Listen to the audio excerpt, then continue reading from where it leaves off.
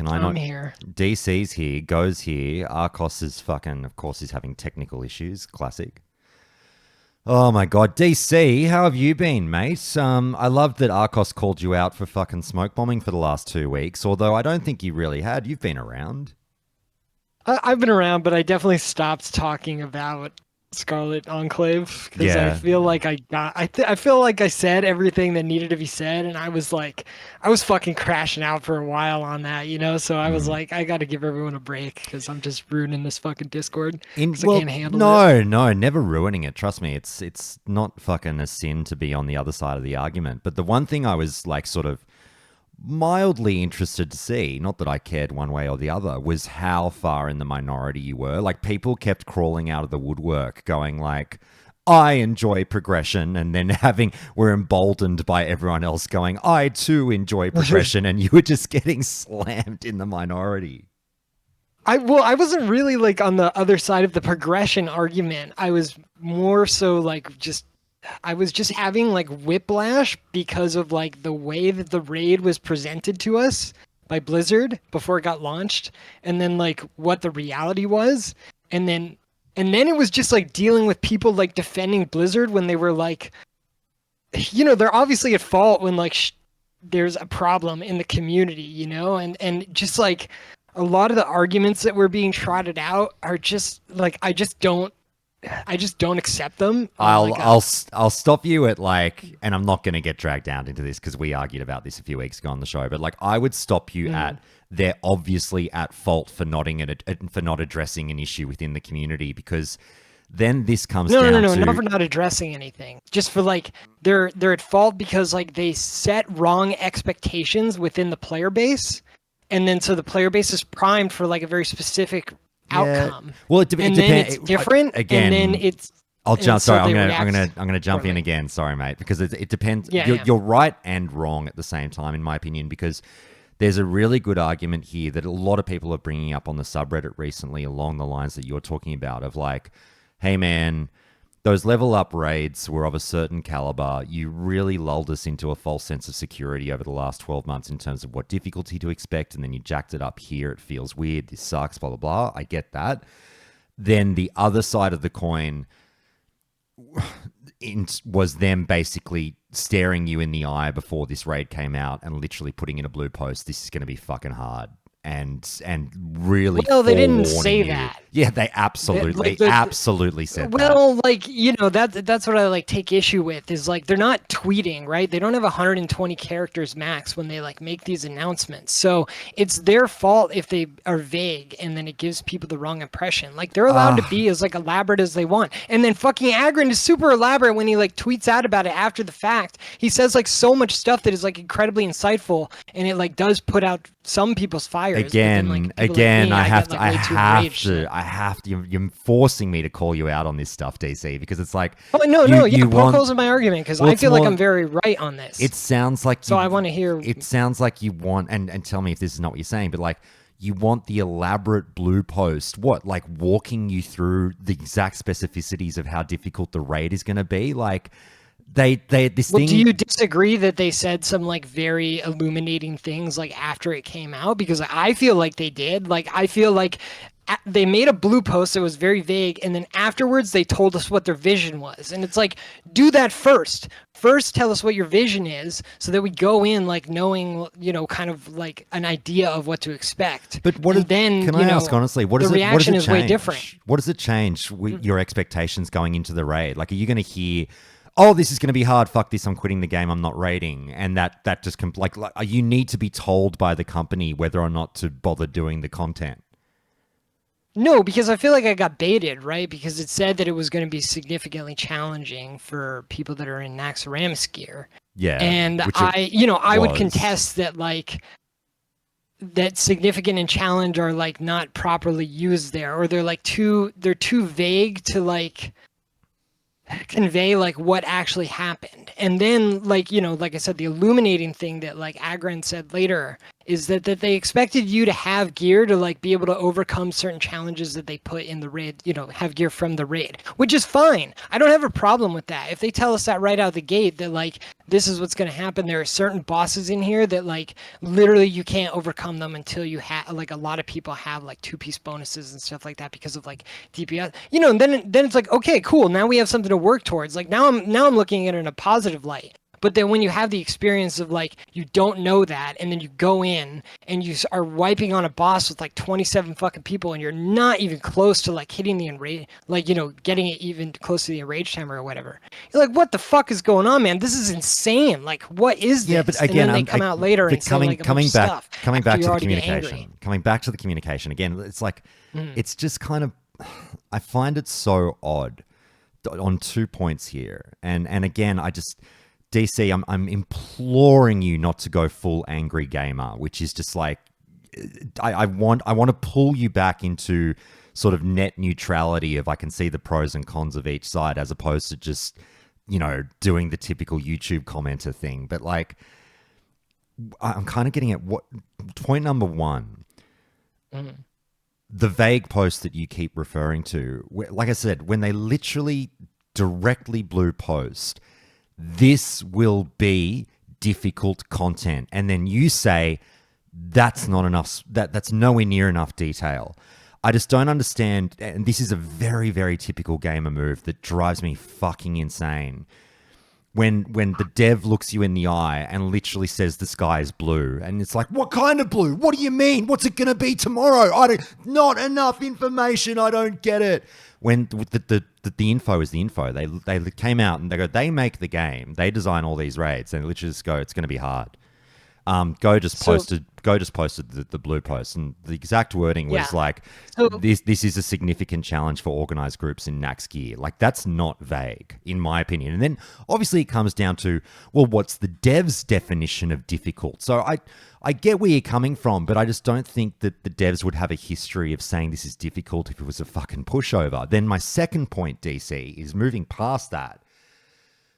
I don't understand the hypothetical posts that you wanted, and you said it came after the fact. They gave you a lot more details as they started nerfing. Now, but that's normal. They're doing nerfs, they're doing logs, they're publishing those logs. No. I don't have an issue. Like, I wasn't talking about the nerfs. I was talking about their communication. But the nerfs also, like, support the idea somewhat, and they push out. I won't. They push out some design philosophies as sort of like off-the-cuff commentary in those logs as well, and I get that, and that's cool to see. But like, again, in a raid that had no testing process, this is all supposed to be a surprise for you. This is cool new content. You don't get an early access look at. You don't get to test it. They're trying to just, produce something new that's fresh that makes you go, oh, wow. It sounds like you wanted the fucking manifesto on how to play it. And yeah, it's like, that's not going to come. No, it's like, not at all. Like, there is a standard of difficulty that we've been experiencing in Classic. And so, like, I would say that, like, Naxxramas Hard Mode 4, like, the hardest hard mode that you can do, is, like, still, it's, like, fairly difficult compared to, like, other stuff that we've gotten.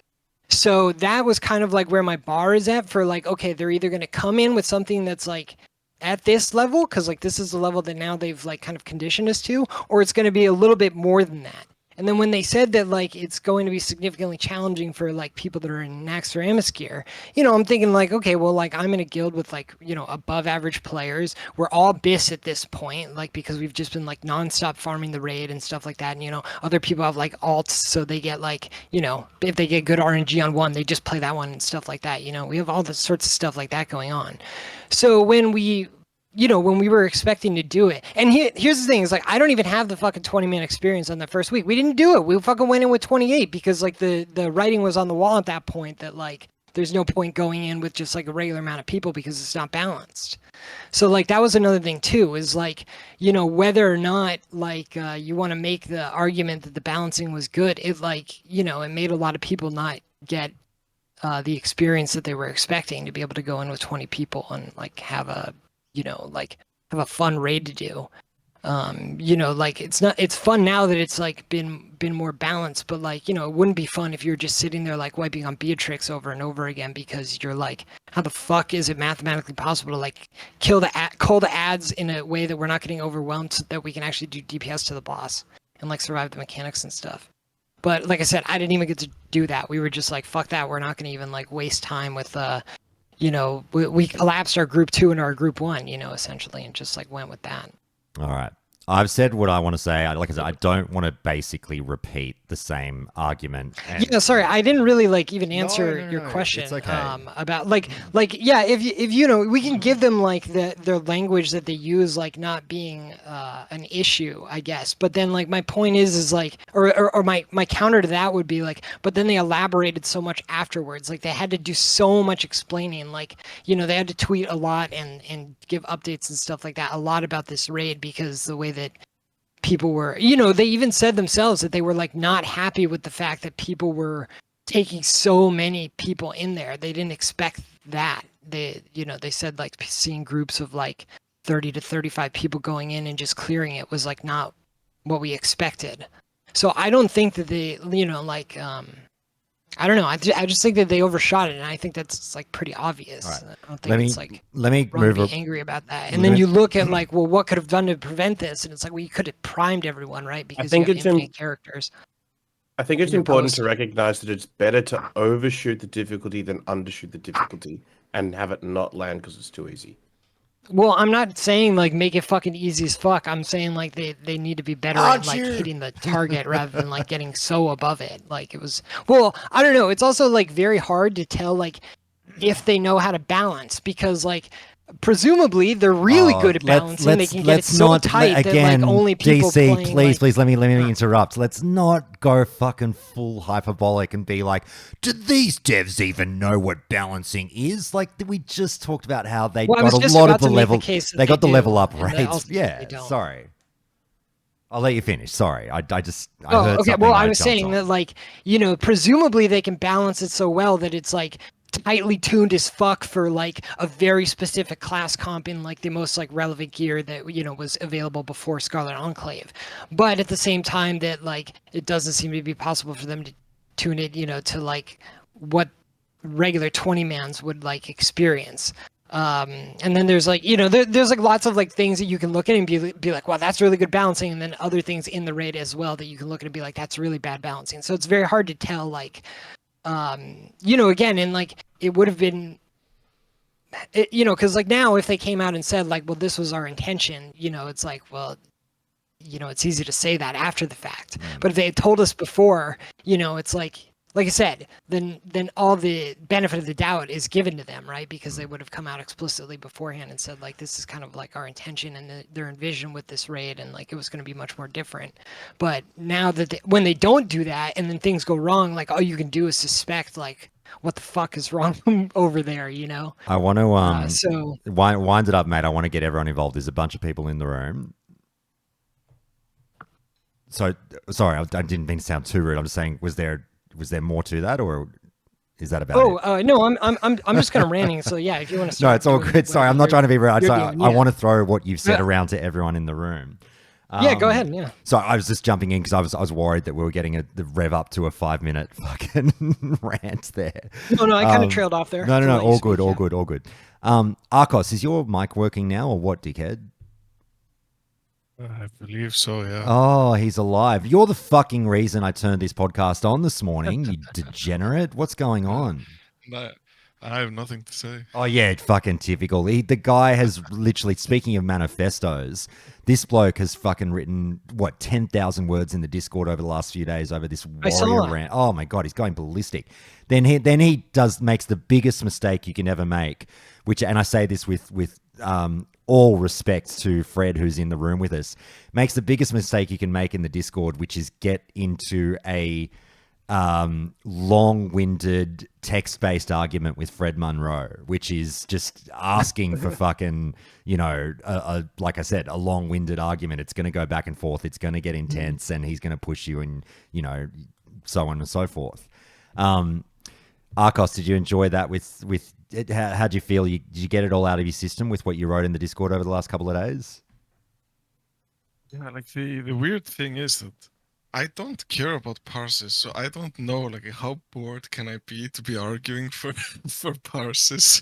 I don't understand, but yeah, I got most of it out, I think. But there's always stuff to talk about when it comes to workout logs, right? We'll get you to repeat it all here for the purposes of the show, but just sit on that for a second. I'll say hello to everyone.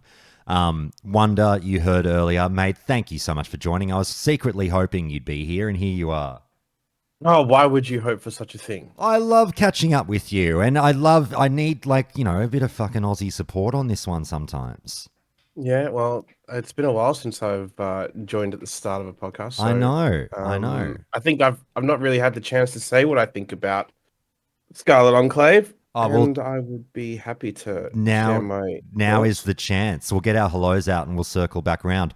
Go. I'm very happy you're here, mate. I've been watching your content with Scotty and seeing your fucking lovely face. It's lovely to have you here.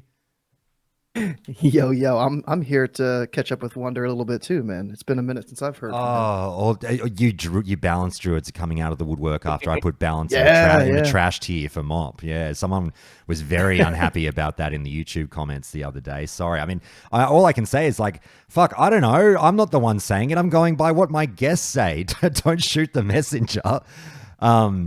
Wraith, hey mate, how are you?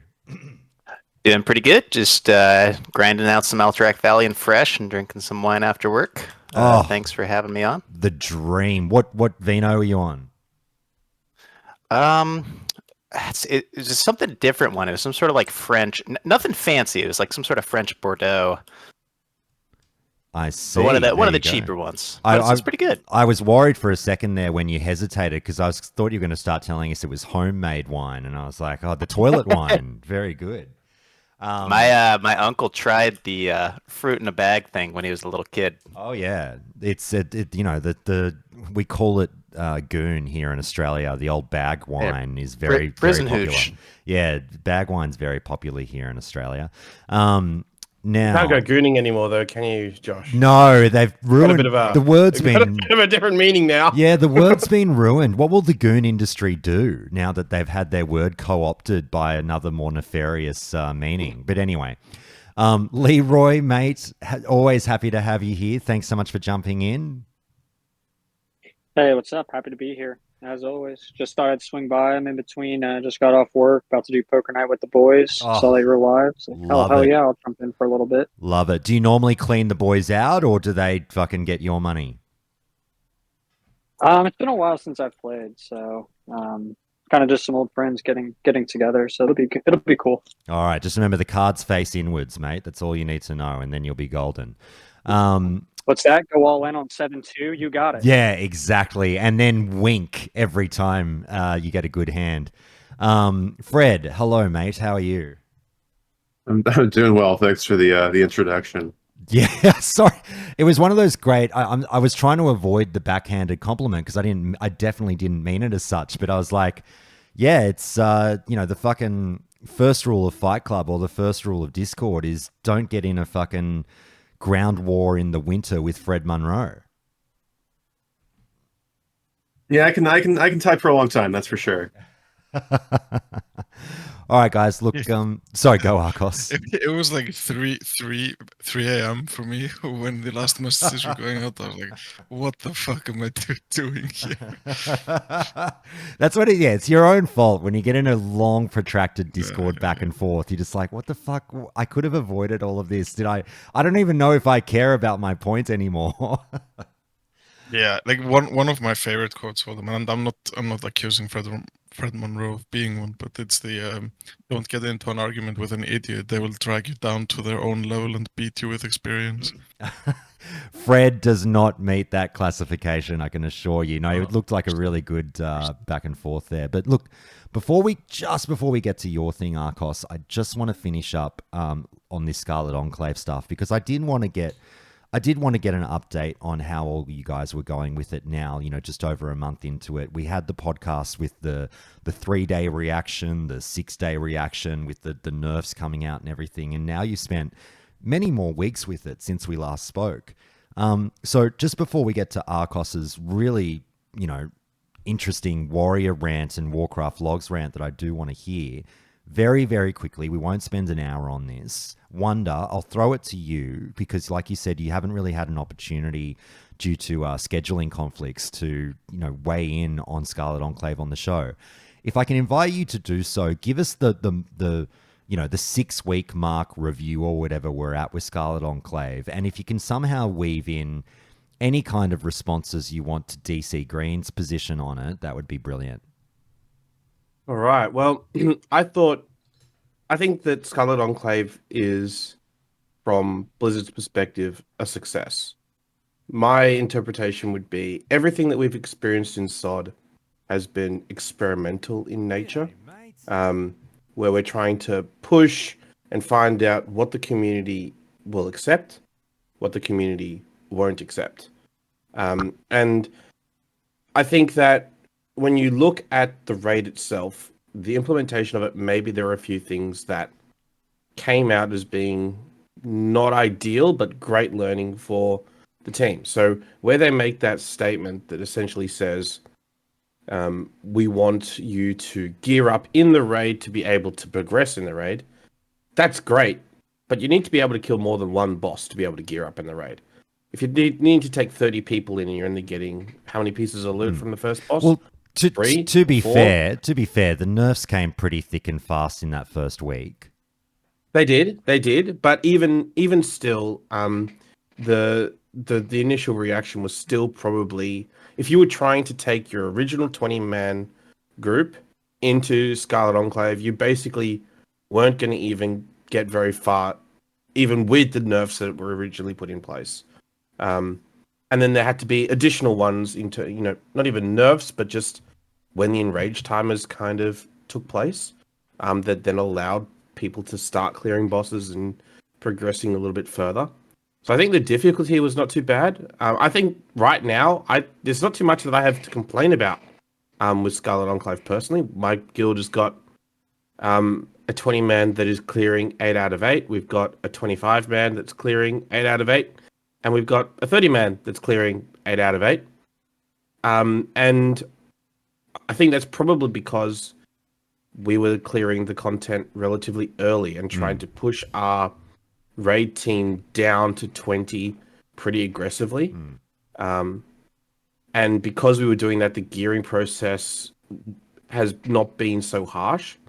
But for anybody that has been stuck at doing 30-man content for Scarlet Enclave, I can imagine it being quite frustrating because the speed of getting gear has been, for lack of a better term, a bit retarded, a bit slow. And I think that some of the current solutions that were put in place, was it last lockout or lockout before, around the broken chalices, probably is okay. Around getting one of those pieces from the boss and then speeding up the rate that you can create your tier pieces. But that's okay as a solution, but I think there are still some issues that might be hidden within the encounter designs themselves. So, for example, on Calderon, if you're struggling on that fight and your tanks are just suddenly randomly dying, I don't think some people know that if you use an attack speed slow, that's causing timers to fuck up, essentially, and have your tank get one shot. After the execution thing goes out, then there's almost an instant melee swing that will happen. So if you do the non-logical thing of not using attack speed slows, you end up being more likely to kill the boss. Whereas you would normally think debuffing the boss would increase your likelihood of killing the boss. But many people probably attack speed based. Well, yeah, many people don't know why it's happening, and it took us a long time to figure out that that's what the problem was. Yeah, we couldn't figure it out. And I've messaged the devs around it directly because I don't even know if many people know that that's what the issue is. But as soon as we figured it out, all of a sudden killing the last boss is simple. We don't have a lot of issues, but we haven't exactly, proliferated that message around to other people to say, if you're having problems with Calderon, this is the way to solve it. And I think that issues like that are potentially hamstringing guilds unnecessarily. But otherwise, I think the content's fine. In terms of like the gear or the loot, I'm a little bit concerned that so much power is built into just a couple of items.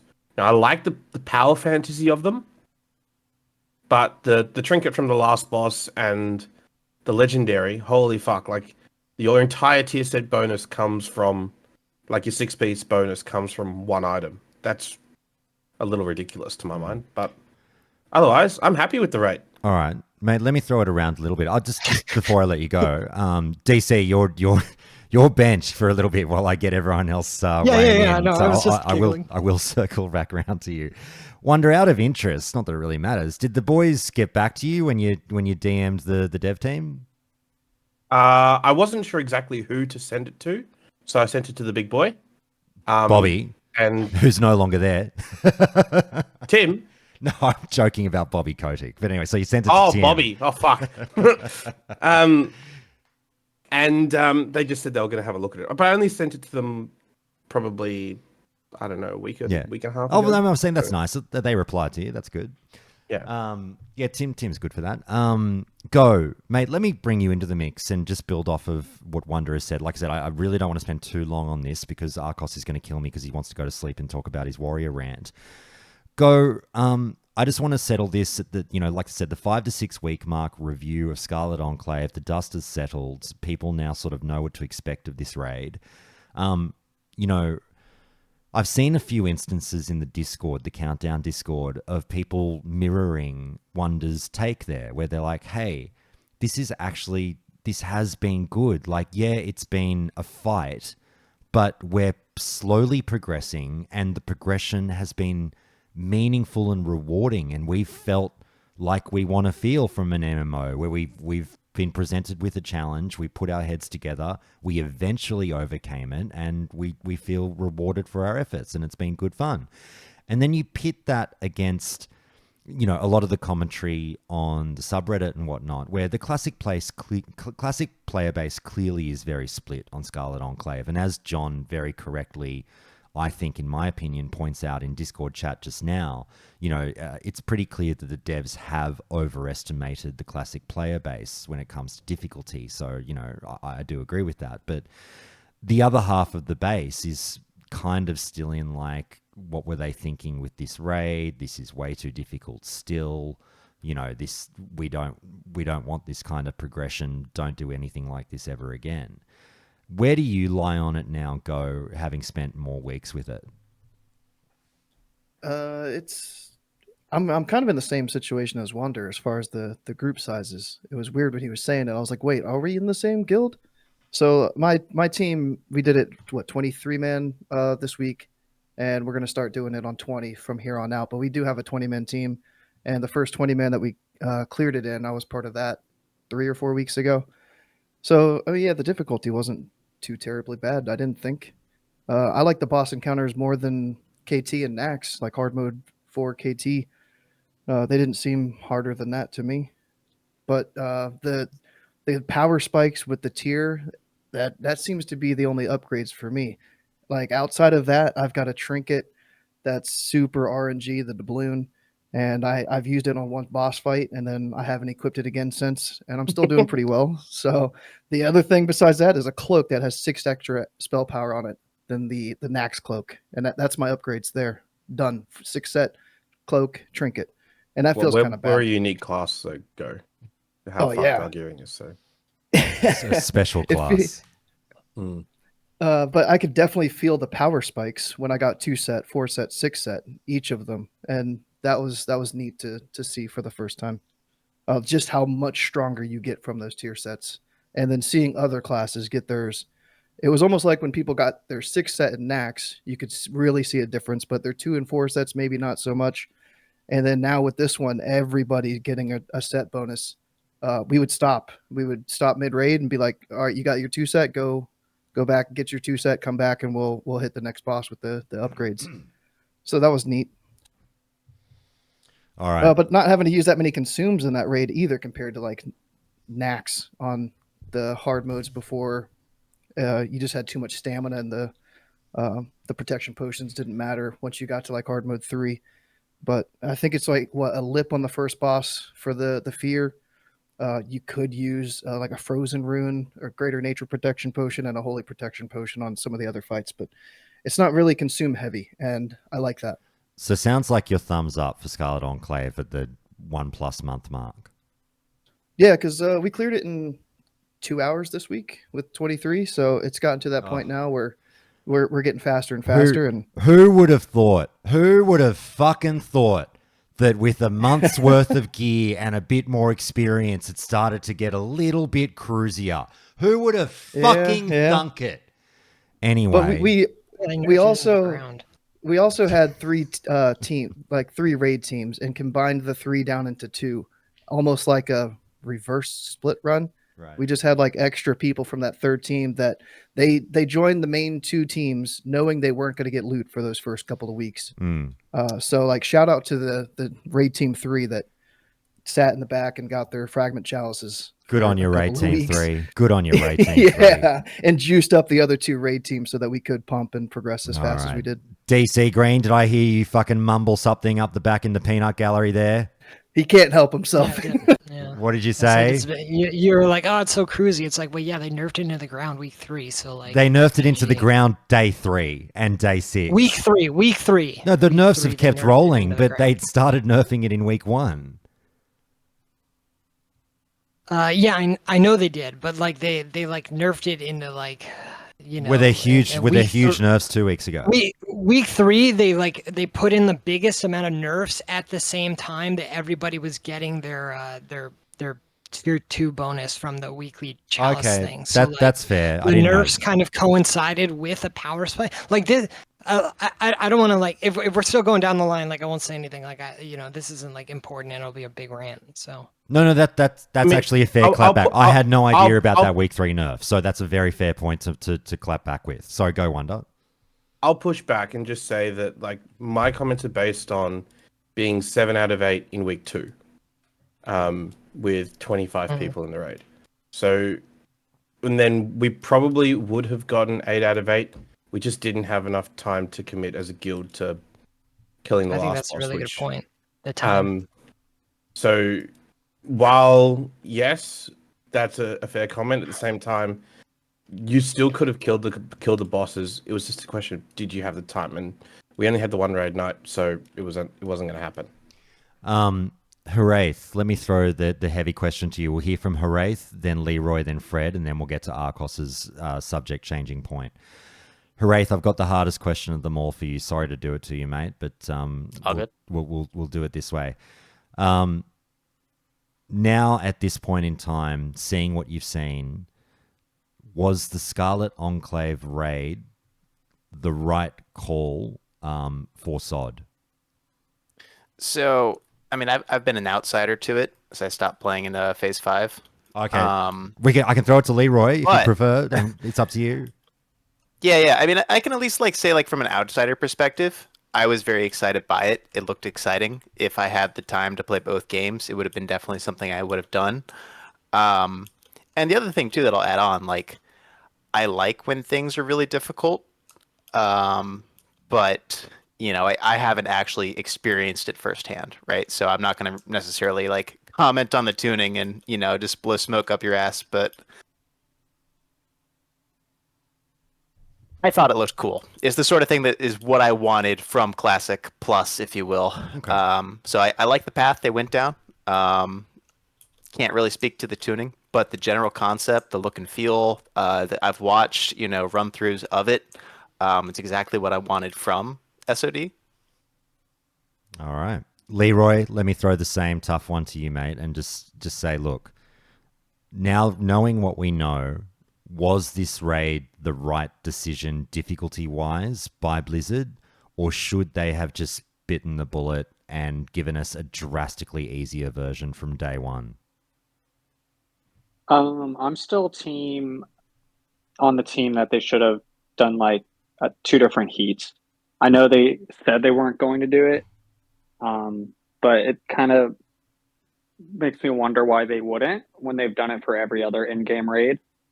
MC, BWL, AQ, hell, even ZG, AQ10, and NAX, like they all had difficulty settings. So The fact that they didn't do it, because kind of I feel like a lot of the casuals kind of were just like, okay, this is too tough. We don't want to keep going. What's the point? You know, whatever. I'm gonna go play whatever other game or whatever other iteration of WoW.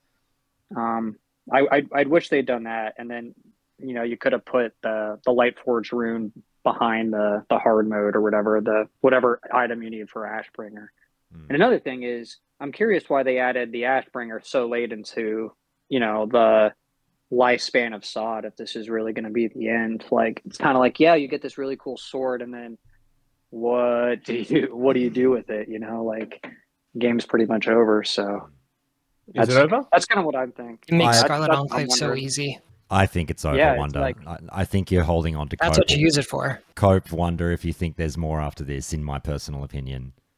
No, exactly. I don't think there is either. So it just makes me wonder, like, why add the Ashbringer so late? I guess as an end game, like, congratulations, thanks for playing. Yeah, here's a Well, cool, all the here's a all cool, the fights in Scarlet medal, I guess. Enclave are like designed to have Ashbringer basically. So like if you're doing the content with it, like it makes it super easy and it makes you feel really cool. Like all the paladins and warriors and stuff are doing insane damage. It's really cool. Yeah, it's cool. You get to blast through Scarlet Enclave and get more loot for nothing. You know, it's just kind of like what's the point at the end? But that's the only thing. I do like the raid. I think it's tough. I like the challenge. I've begrudgingly liked progging with a couple of the guilds that I'm in, but I do think they could have geared it towards a little bit more of the casual side. But that's just me personally. All right. I do like the raid though. Fred, we'll throw One it to thing that you. I hope Yeah, will never happen again is that we continue having these two-tier different difficulty modes.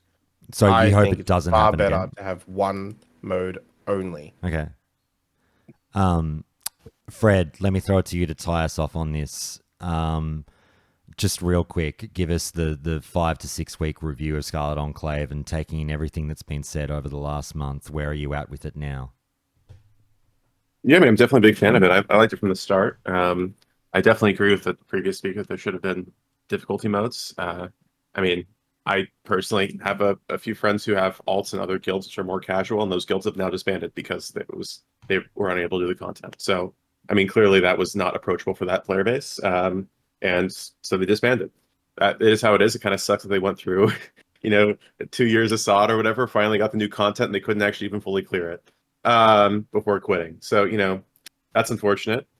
My guild personally, I mean, I'm in like the sort of more casual run of our run, but it is sort of clone alts. And like, my guild has the #1 horde speedrun time. So, obviously I'm dealing with probably a pretty different player base than most people are dealing with doing the raid. And so it seems very approachable to me. The prog's very fun. People have a good attitude. But, again, this is, as good as you can get in SoD for horde players currently. So, I can't imagine trying to do prog with people who are not, so into it in this sort of way. So yeah, in terms of what they should have done from release, I mean, I think if they were going to do one difficulty, which I don't think they should have done, but they did do. I mean, I think that the nerfs to the enrage timers, where they basically got rid of all of them, they should have had that in from the release. And I think the nerfs to Balnazar should have been in from release. The nerfs to Beatrix, honestly, if you don't have enrage timers, release Beatrix is not actually that impossible. The issue is because her range timer is so strict, you had to focus her. Meanwhile, you just had a shit ton of ads just fucking you up. But if you have as long as you need to kill her, and you can actually do the mechanics and kill the ads and whatnot, it is very. I think it would be a lot more approachable. And I think generally, enrage timers are obviously there was an enrage timer added that some people dealt with in Curazon Crypts. But beyond that, enrage timers, I don't really think are much of a classic thing. When I think of like classic raids, I never think of like, oh, I have to beat the enrage timer.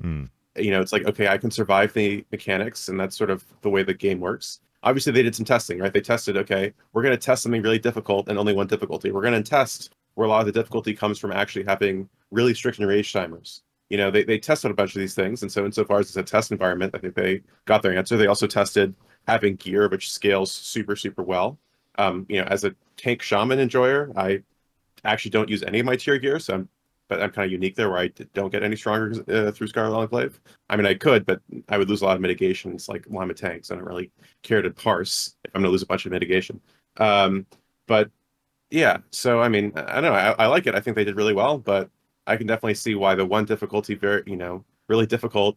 They tested something which, in my opinion, did need to be tested, which was that yes, actually having something be way too difficult, one difficulty for a casual player base is going to rub them the wrong way. I mean, I guess they got it officially tested, but you don't need to test that, in my opinion. Mm-hmm. I'll just say, fucking, the more I think on it and the more I hear about it, I'll fucking eat shit on this one and say, DC, I feel bad. I'm a fucking asshole for obviously doing a little dance on my point, because now, obviously, as you say, the greatest clapback was, as people keep raising, these nerfs that came in a couple of weeks ago that I didn't know about. If they were as significant as you say, then obviously that does make sense why people are having more success. So I'm a cunt on that one. I do apologize. Well, no, it's fine. I never regard you in that way for like arguing back against me. I want to be argued against because like I don't know, a lot of times I'm just like saying this shit in my head or to my guildmates who are like-minded, so we're a little bit of a bubble. So I like getting the pushback. But yeah, I think everyone's varied opinions on the raid. I mean, like I think everyone loves the raid, right? I mean, like it's the best raid to farm by a fucking mile, like of any of the classic raids so far. So like it's great now, but it was just tumultuous at release. And I think everyone's kind of varied opinion supports my stance that this was such a different raid from anything they've released in Classic that it definitely warranted some more communication on their end, just like because and it's fine that they don't, right? But like this is what they deal with these like community responses that they aren't expecting. People get mad, guilds disband, like Fred mentioned, because they don't know what to expect, so they don't know how to prepare. A week ago, Agron said it's like really easy to recruit right now, as like a band-aid to like being able to do the raid, to just get more people, and it's not. It's actually like very difficult right now to like find people and stuff like that. So they create these problems for themselves by not like going out of their way. And if they had just done that, I think like we're in a totally different headspace talking about the raid and stuff like that. And then and then the other thing, if it wasn't clear that the week 3 nerfs came in at the same time, most people would be getting their third chalice fragment to like make a piece of tier, and then by 3 weeks you're assuming that like you've at least gotten like one piece of tier. So those nerfs came in at the same time, like everyone was getting a massive power spike anyways. So it was like for me it was like very difficult to even like tell how difficult the raid was, because for 2 weeks I feel like we were just taking more people, so like the difficulty then becomes imperceptible, right? Because you're just over rostering to like overcome the challenges. And then the third week we just blew through it. I guess not everyone did. We were like one of the few. I think we were the 21st guild to like kill it in week 3.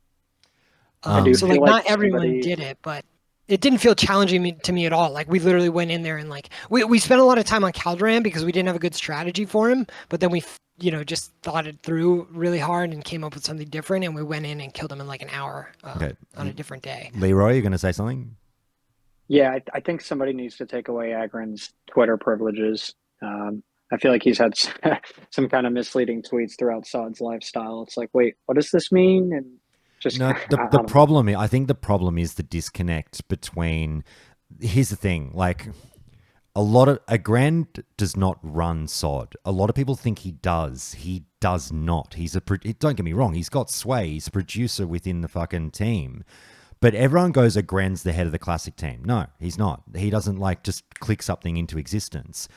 Like I said, he's in the meetings, like when they're all inputting what they should do and all that stuff. But if he comes out on his personal Twitter account and goes, I like this, I like that, the game should do this, and then the game doesn't do those things, that's where the awkwardness comes up, because there have been instances of the game contradicting a Gren on Twitter where he's like, I think we should do this, and then 2 days later the game does the opposite, because ultimately I don't actually think it's a Gren's call.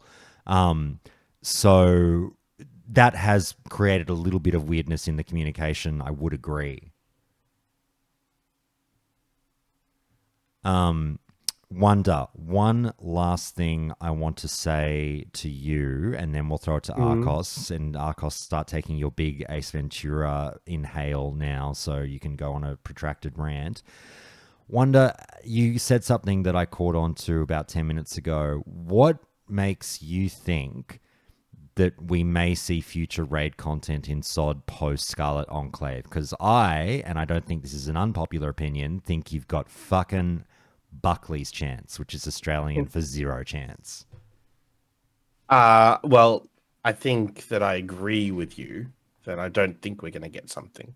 But if I'm going to cling to some hope, I like the idea of the fact that the Ashbringer questline sent players into Hyjal. And I feel that that would be the next logical place to send the rest of the community into that place as well. My only caveat would be that if the player base is significantly dropping through Scarlet Enclave, the casual guilds specifically here, then I would, if I was Blizzard, pause all desire or intention to release another phase and throw it into whatever may be next. If that's a Classic Plus, then that's a Classic Plus. Yeah, here's all I'll say on it is that, like, I think this is the mark on the calendar that the Classic team has been desperately waiting to get to, because they can move on to the other stuff now. SoD is done. There will be nothing new coming for it. If anything new comes, it won't be a new raid tier. It might be minor updates or some kind of tweaking to something that already exists to spice it up or something, or give you something to do. But I don't think you're going to see much in the way of SoD. And the devs... Well, what we do need to see is what happens to the characters, right? Because is it just going to sit in an empty state of nothing? Or are they going to be moved on somewhere else? No, haven't they basically already said or excessively hinted at you're just getting SoD era? They said the SoD is. I think they said the SoD servers are just going to stay online. Yeah, it's SoD. Did they? It's just SoD. No, it's just SoD era. It's just staying there. It'll stay there, and they said it'll stay there for quite some fucking time. Well, then, I mean, I guess if that's the case, we're at week 5. Normal phase weeks of content last anywhere between 8 and 10 weeks. I would say it's about time that we start finding out that this is it. I don't think they need to tell you. That's the camp I'm in. I don't think it's incumbent on them to give you an announcement in a month going like, guess what? You're not getting any new content for SoD. No, well, okay, so you don't have to say you're not getting new content for SoD, right? But announce what the next project's going to be. I don't think they have to do that. Everything's about retaining players, right? Like, yeah, but they've done that. You've got to find a way to keep people subbed. Have they not done that by having way, shape, or form? 65 iterations of the game, mate? They've literally given you something to go to.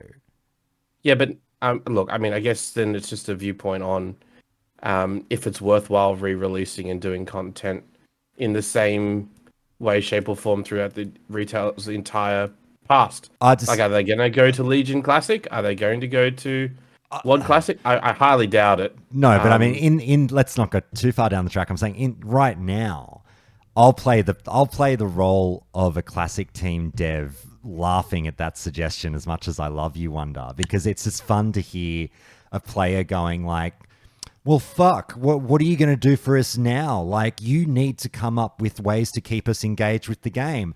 Motherfucker, they are literally releasing MOP next month and TVC fucking round 2 in like August, September, October. True, but there are definitely different players for different markets. Exactly, that's why they're giving you MOP and TVC. They're two polar opposite players. Well, yeah, but I don't know. Is TBC going to be drastically different? I don't think that the what do they call it? The classic it's not classic era. What do they call the new shit at the moment? Retail. What are you talking about? No. Anniversary. I don't think that the populations in that are particularly impressive.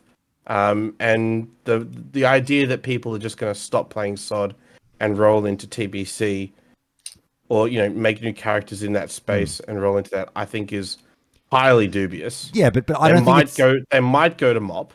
They might, or there'll be people like me that will just not play until something else comes out. And that's fine, but I don't think it's fair, mate. What I'm getting at is I don't think it's fair to lightly suggest that the game isn't doing enough to keep you engaged for SoD players when SoD players, like you've just said, have 5 choices right now before them. Let's in the hypothetical situation, not hypothetical, in the possible situation that SoD is done and that everyone's finishing up with Scarlet Enclave in the next month or 2 or whatever, right? You got 5 selections on the menu for you. Go roll on MOP when it comes out next fucking month. Go roll on TBC when it comes out in August, September. Go play retail, right? Go play, well, sorry, I'll keep going. There's more than 5 options. Go play Era. That's option number 4. What's the other one? I think you're being influenced by the lawyer brain in saying that people are fair and reasonable. Most people are not fair and reasonable, and they want what they want. Yeah, so if they'll demand it. Gimme. Yeah, so you're saying unless you're saying Blizzard's dropped the ball by not giving a direct successor to SoD immediately upon SoD's ending. Whoa, I'm not saying they've dropped the ball. I'm just saying what I would like. Yeah, and you're allowed to like that, but I'm saying and you're right, you're fair to say like the rational gamer wouldn't necessarily think this way, but for the rational gamers out there, they have a relatively lengthy World of Warcraft menu placed out before them. And like you say, it's very important that, the devs wouldn't necessarily have an issue with this being said either.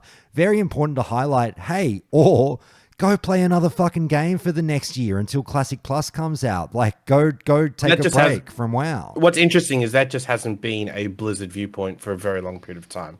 They tried dominating the player more than any other game with when they release things. Obviously. But like, so they kind of go against a bit of the culture of the organization to say that. Well, it's to be fair, the devs were strangely vocal about this at the outset of SoD's development when Agrend was really saying, and Tim, we're trying to design a game that gives mums and dads the time to play other games as well. We don't want to own your lives with this one MMO. And whether or not SoD achieved that is another question, but they outwardly communicated that, to the players, which was strange for a Blizzard dev to say, go play other games, but it's what they fucking said. Sure. But anyway, we'll move on. And yeah, I'll just say, I think that in my opinion, they have done enough to give us so many options to like, if you're a SoD player and you want more SoD, I get it. It sucks that you have to wait. I absolutely dragged them over the coals for the length of time it took to get from SOM to SoD. But, I think it's very, very obvious what's happening now in terms of, like I said, the devs will be so happy this period is here because now they can exhale, they can release MOP, put it in monitor mode, and develop the fuck out of Classic Plus over the next, 17 months, 18 months, which is something that they'll absolutely be hammering home on those. Like I'm all, I mentioned this on the Discord the other day. Like, I think I've been saying it for like 18 months now. Like, I've never been more in on a prediction that Classic Plus is coming. And I laugh every time I hear a comment. That's my alarm that the Knicks and Celtics are about to start. I laugh every time I see a comment going like, fucking cope, Classic Plus isn't going to be a thing. Like, we've literally just gone through SoD and been given all these indicators as to why it could be a thing and will be a thing. But anyway, they need the next 18 months to develop the fuck out of that. So they'll be very, very happy to go into maintenance mode now on TBC, MOP, Era, everything.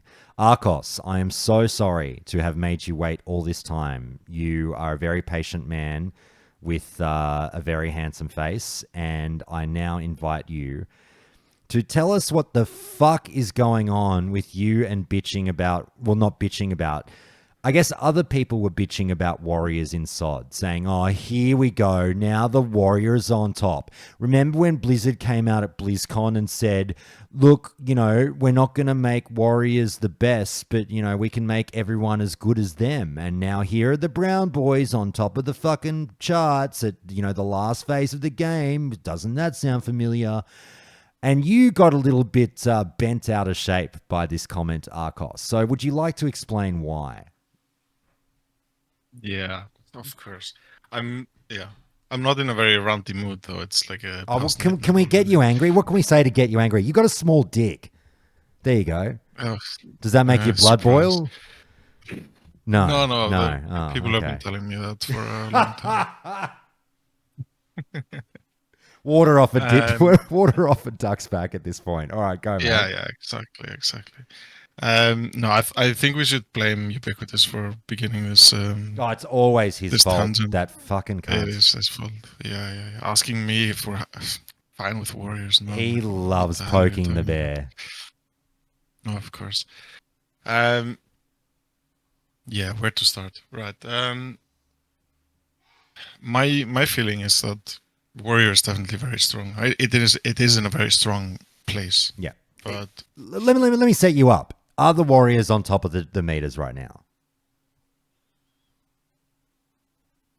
Yes, I won't argue. Very much so. You can't hold back the laughter. It depends, like which meter do you look at? Well, like what is it? Is it Fury or Arms that's kicking ass right now?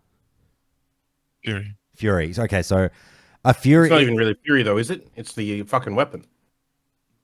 Yeah, no, it's both. It's cleave too. Yeah. Yeah. So when I say like which meter are you looking at, I'm trying to fish for like the damage meter, like in game, right?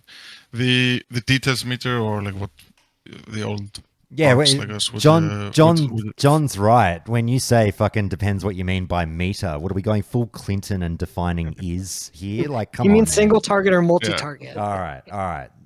So, well, I mean, yes, underneath it, but I was fishing for like the damage meter in game, right? Which is the meter that doesn't matter because it doesn't filter out anything. So like whatever you do damage to, however valuable that damage is, or like not, right, as opposed to how show up there. Yeah, as opposed to how Warcraft logs gauges things. Yeah, so like there is like an age-old meme, right? There are people who parse, and then there are people who like try to win the damage meter, and then once you upload the log, you'll see that like most of their damage was completely irrelevant to anything you were trying to do. So on ads that don't count or something. Yeah, it can be anything, right? Like it can be so many different things. But so are like, Warriors winning? Now, yes. Are Warriors winning the damage meters or the logs? The damage meters for sure.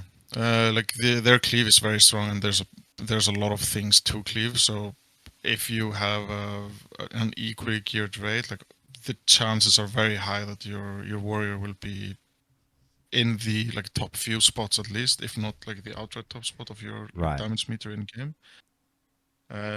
On logs, it's different, but it's highly dependable on, or highly depends on your group. And Wonder and DC want to laugh at you here because they say it's easily both the logs and the meters. Is that right, guys? Yep. Okay, tell me why. Wonder. That's kind of DC. That's kind of the thing that's like up for debate right now in like Warcraft logs, because like people are getting ranked right now by how much damage per second they're doing, like to everything, including like ads and stuff. And traditionally, you try and measure those things with single targets. So that's kind of what the topic is. I think is like should ads be counting or should they not be counting? I think is kind of like at the crux of this whole debate. Where do you guys sit, real quick? Where do you guys sit on that argument in these particular encounters? I think they should not count. Wonder.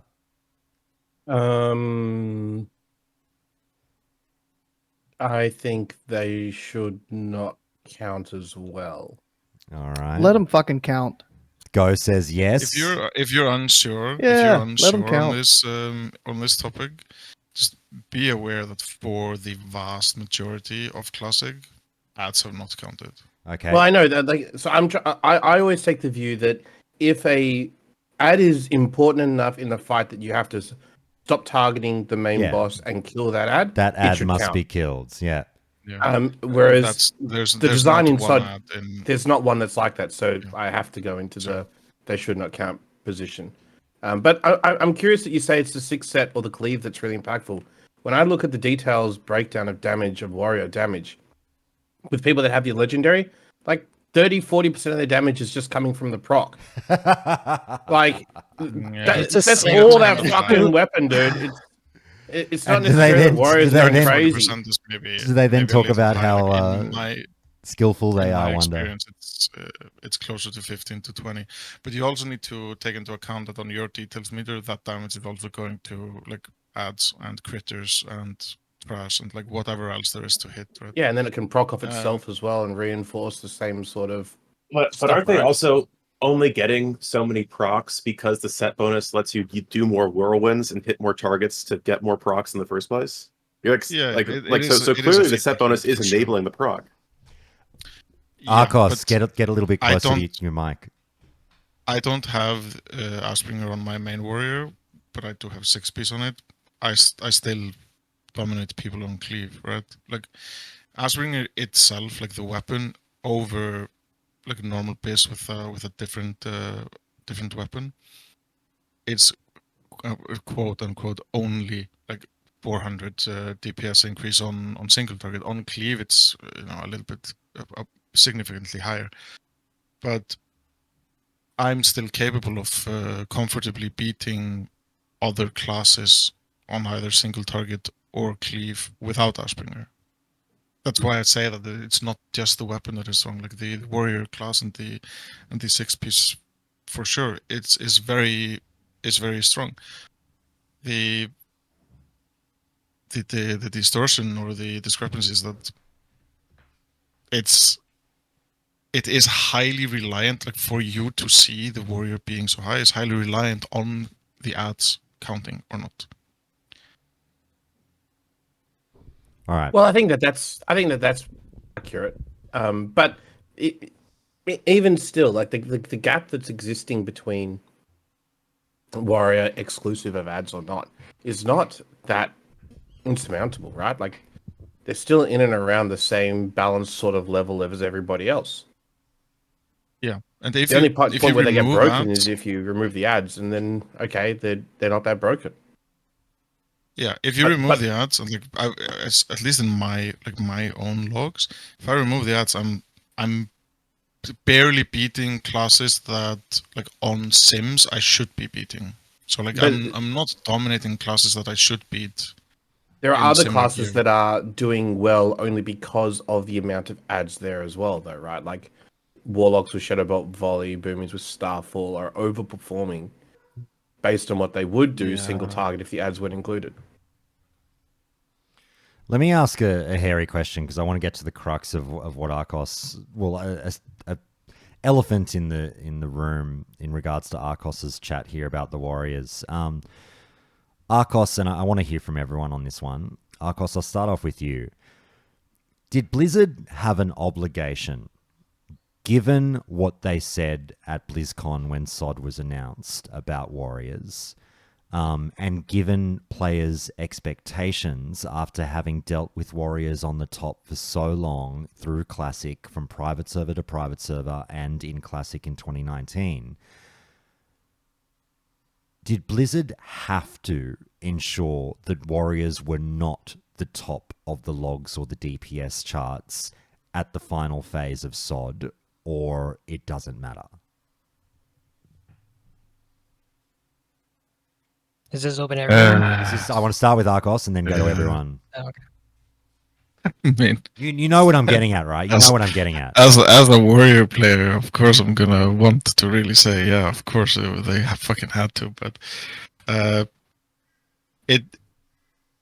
really want to say yes because the previous phase felt really shit as a warrior, and the phase before that felt not great as a warrior. So it was kind of like two back-to-back phases where warrior felt almost there, like the content difficulty, the fight lengths, like all of these different pieces that would allow the warrior to really shine were almost there. Not quite, but almost there. So you felt like in Naxxramas, for example, on pull, like the first 30, 40 seconds, you were beating everyone, but then the fight lasted a minute or 2 minutes longer and you just fell off and you ended like anywhere between 10th and 15th of the damage dealers on output, right? So two back-to-back phases where the class, the DPS warrior didn't really feel good, but almost. It feels really nice to go into a raid where the 2-piece, the 4-piece, the 6-piece bonus, they all feel very good, very rewarding. There's no button that you don't want to press or like doesn't feel satisfying to press. Like it's all very symbiotic how the warrior plays now, which is great. And the output, the RNG protection, the bad luck protection, the design of the raid gets you over that almost hump of the previous phases. Yeah, as a warrior player, I really want to say yes, but like as a designer, of course they didn't. But and you could say that for other specs as well. Like enhance has been non-existent for like 5 phases now or something. All right, DC, same question that I'll throw to everyone. Should it have been a hard and fast rule plastered all over the classic office? Warriors cannot be number 1 in the final phase. Oh, I don't know. That seems silly. I don't think so. But I liked what Arcos said. I thought it was nice to hear that it sounds like Warriors are finally getting like their moment, and then like they get to wield Ashbringer while they're doing it. So they all probably feel really. I know all the Warriors in my guild are happy. So. All right, Wonder.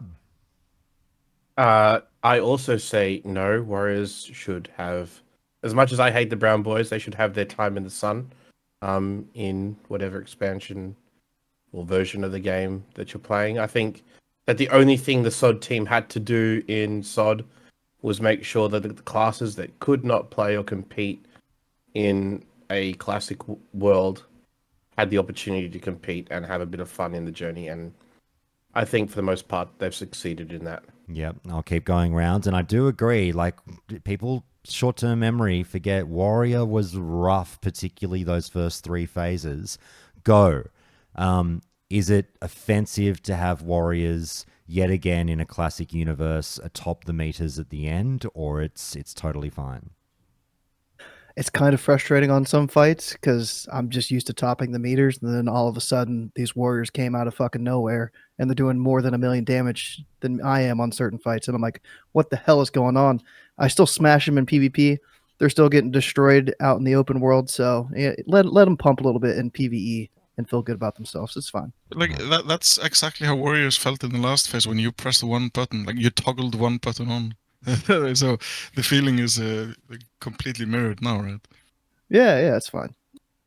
Hooray! But I do want to throw in there just that in the first 3 phases, Warrior felt really bad, but like with cheese and with like some degen behavior and abusing, at least in phase 1, like a design that wasn't intended, they could be powerful. Yeah, Like, but they if you have to damage, add but extra cheese, it's not really the same thing because the average player won't be doing that.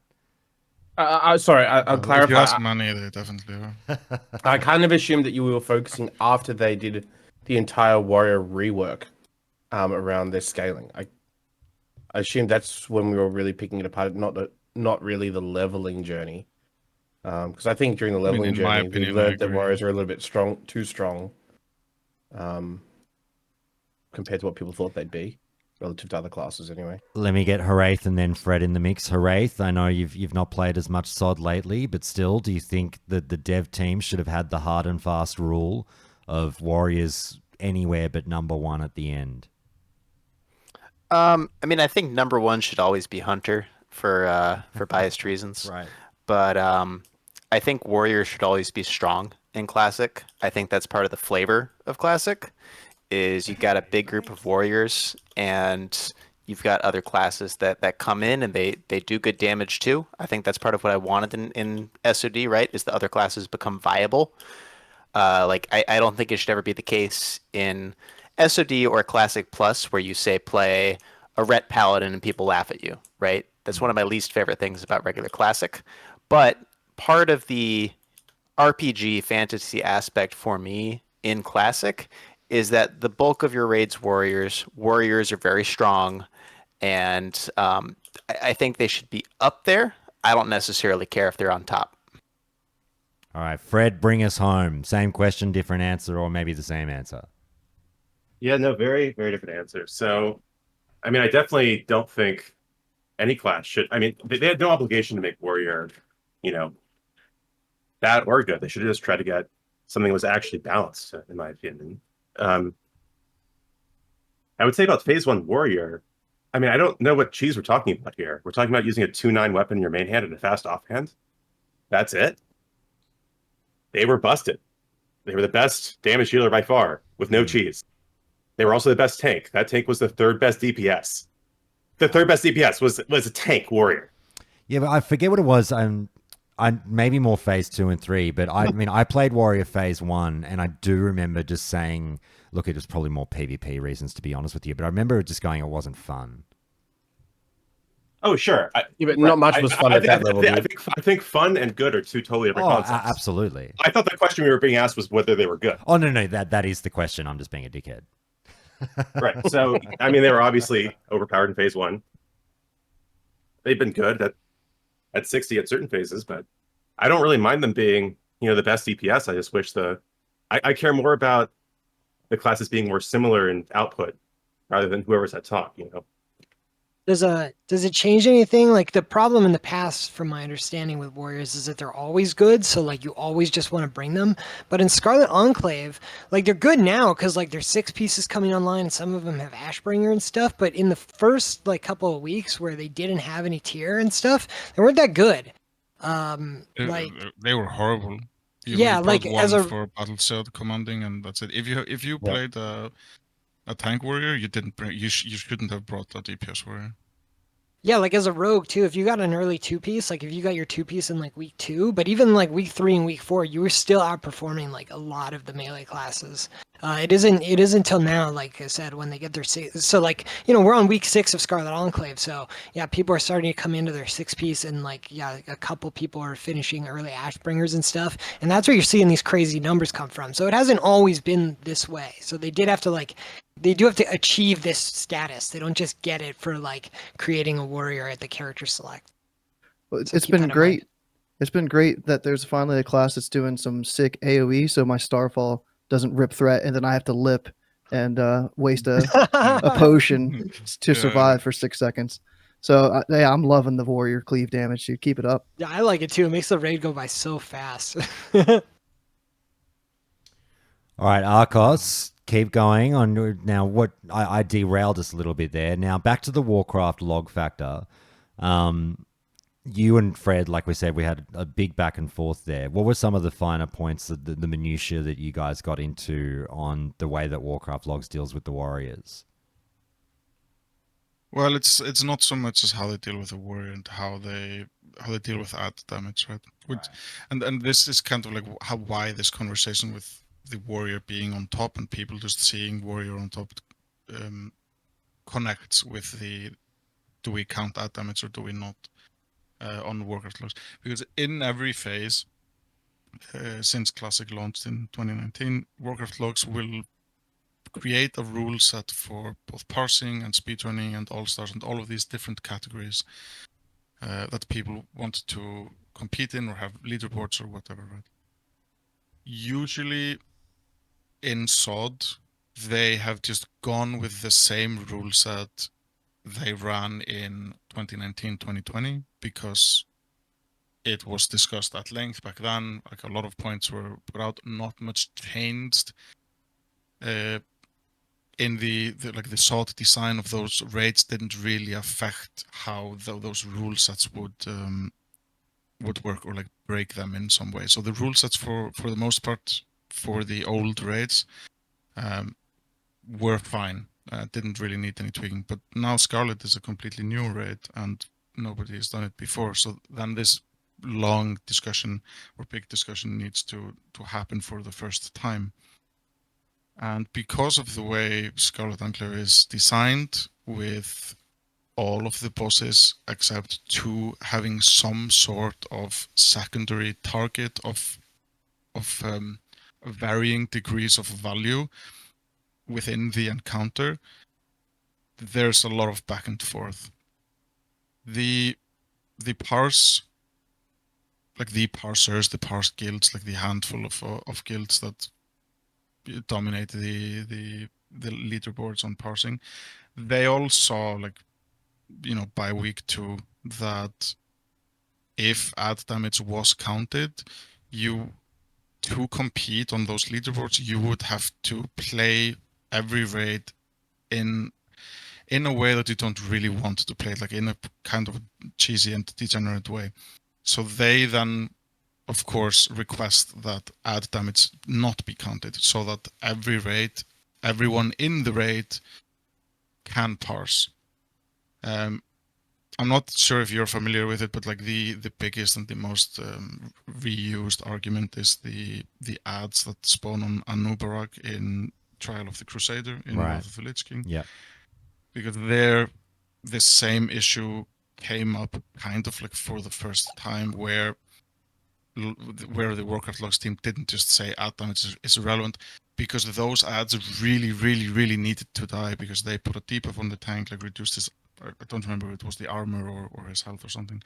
So if you just ignore them and kill the boss, as we had done previously, where like you could ignore mechanics, the tanks would just die and you would wipe and you would do it again and you would wipe, right? So like they needed somehow to incentivize people to do damage to the ads. So they made a cap, right? Like per player you could do like 80,000 damage to the ad or something. And that just made people create a weaker of a bar that would tell them like, you've done the cap amount of damage to the ads, and then they would stop cleaving and just single target the boss. The rate would wipe, and like it was a whole fiasco, right? And that's why the parsers now are saying, like, please don't do any of that shit. We just want to kill the boss fast and efficiently. We don't want to designate 1 or 2 people to get all the cleave to inflate their parse, right? And that's the I don't know, too long, didn't listen. Breakdown of the Warcraft logs issue, right? But it, yeah, it affects warriors because warrior have so much cleave, and like the argument is that most of these ads, if not all of them, will die from just having 2 warriors in the raid. Like you don't need to designate people to cleave them. You don't need to switch target off the boss. The warriors will target the boss and they will kill all of the ads, because the warriors, especially once they have Aspringer, when they have all the gear, they will have enough cleave that they want to do, regardless of the ads counting or not for parsing, that the ads will die. So you don't need to think about it. But then, of course, there are a lot of other people who say, but the encounter is made this way. This ad should die. So regardless of it us being able to just passively cleave it, I'm going to tell my raiders to switch target and prio it, and therefore I want the ads counted, right? It's a lot of back and forth. All right. I think it's interesting when you look at some fights like that were completely pass removed as well. So fights like Hagen from Nax having no formal pass just because of the amount of ads and the potential variation that you might get. Gothic. Then that's interesting that we don't have the same sort of approach with, say, a fight like Beatrix, which is essentially the same sort of encounter, is it not? No, yeah, yes and no. Like the ads on Beatrix were relevant on launch. They weren't once she got nerfed. They really weren't once she got nerfed again, and they're irrelevant once the waves were like dialed back from 3 to 2. The abilities were like, they put a longer buffer of time in between the abilities they do. Like the ads don't matter. Like if you want the ads to matter on Beatrix, you're essentially saying if you want to get a parse, you need to tell 15 of your players to go AFK, 2 DPS, 2 damage, 1 tank tanks all the ads, and 1 healer heals, and that healer gets the parse as well. And then once the boss spawns, you just tell everyone to single target the boss, but 2 people they're allowed to cleave. Like the ads die. Like you don't need to kill them. Like the encounter doesn't end faster by killing them. You need to kill the boss. You need to single target the boss. Like my guild has not prioritized cleave on Beatrix since week 1. Like you just send full damage on boss and the boss dies. The ads don't matter at all. Let me jump in here, guys. We'll start to wrap this one up because I want to change subjects. Look, I've just been thinking about some stuff I've seen in some videos lately, and with TBC anniversary just around the corner, you know, I was watching Hammer Dancer's video about this the other day, and I very, very rarely comment on YouTube. I hate YouTube comments. I think it's a fucking cesspool. But I honestly comment on like 2 or 3 videos a year, and my comments 99% of the time are, "Hey, that was a really good video. I enjoyed that. Thanks so much." This was the difference where Hammer brought up the concept of GDKPs, and it just got me thinking. I don't want to get into the GDKP argument, but just in regards to Scarlet Enclave in SoD, and with the spectre of TBC coming soon, you know, obviously GDKPs are banned on anniversary realms, GDKPs are banned on SoD realms. I want to know what you guys think about a world where GDKPs would have been enabled around this Scarlet Enclave raid and everything that's happened in SoD over the last, 6, 12, 18 months. Do you think, and this is going to be so hard to do, but without getting into the GDKP argument about whether or not they are inherently good or bad, do you think SoD, now that it's coming to a close, would have been better or worse off with GDKPs? Who wants to tackle this one? Because I'd love to know. 100%. Go, Wonder. It would be so much better with them. Okay, Holy why? fuck, it's been tilting not having them. Why? I think. Well, But particularly can I say? Scarlet Enclave. Let me just sort of slightly filter this argument, Wonder, because I just want to say, how do I do this? It's not so much whether you like GDKPs and if they should be in every version of the game, as opposed to, was SoD like demonstrably hurt by not having GDKPs there or not?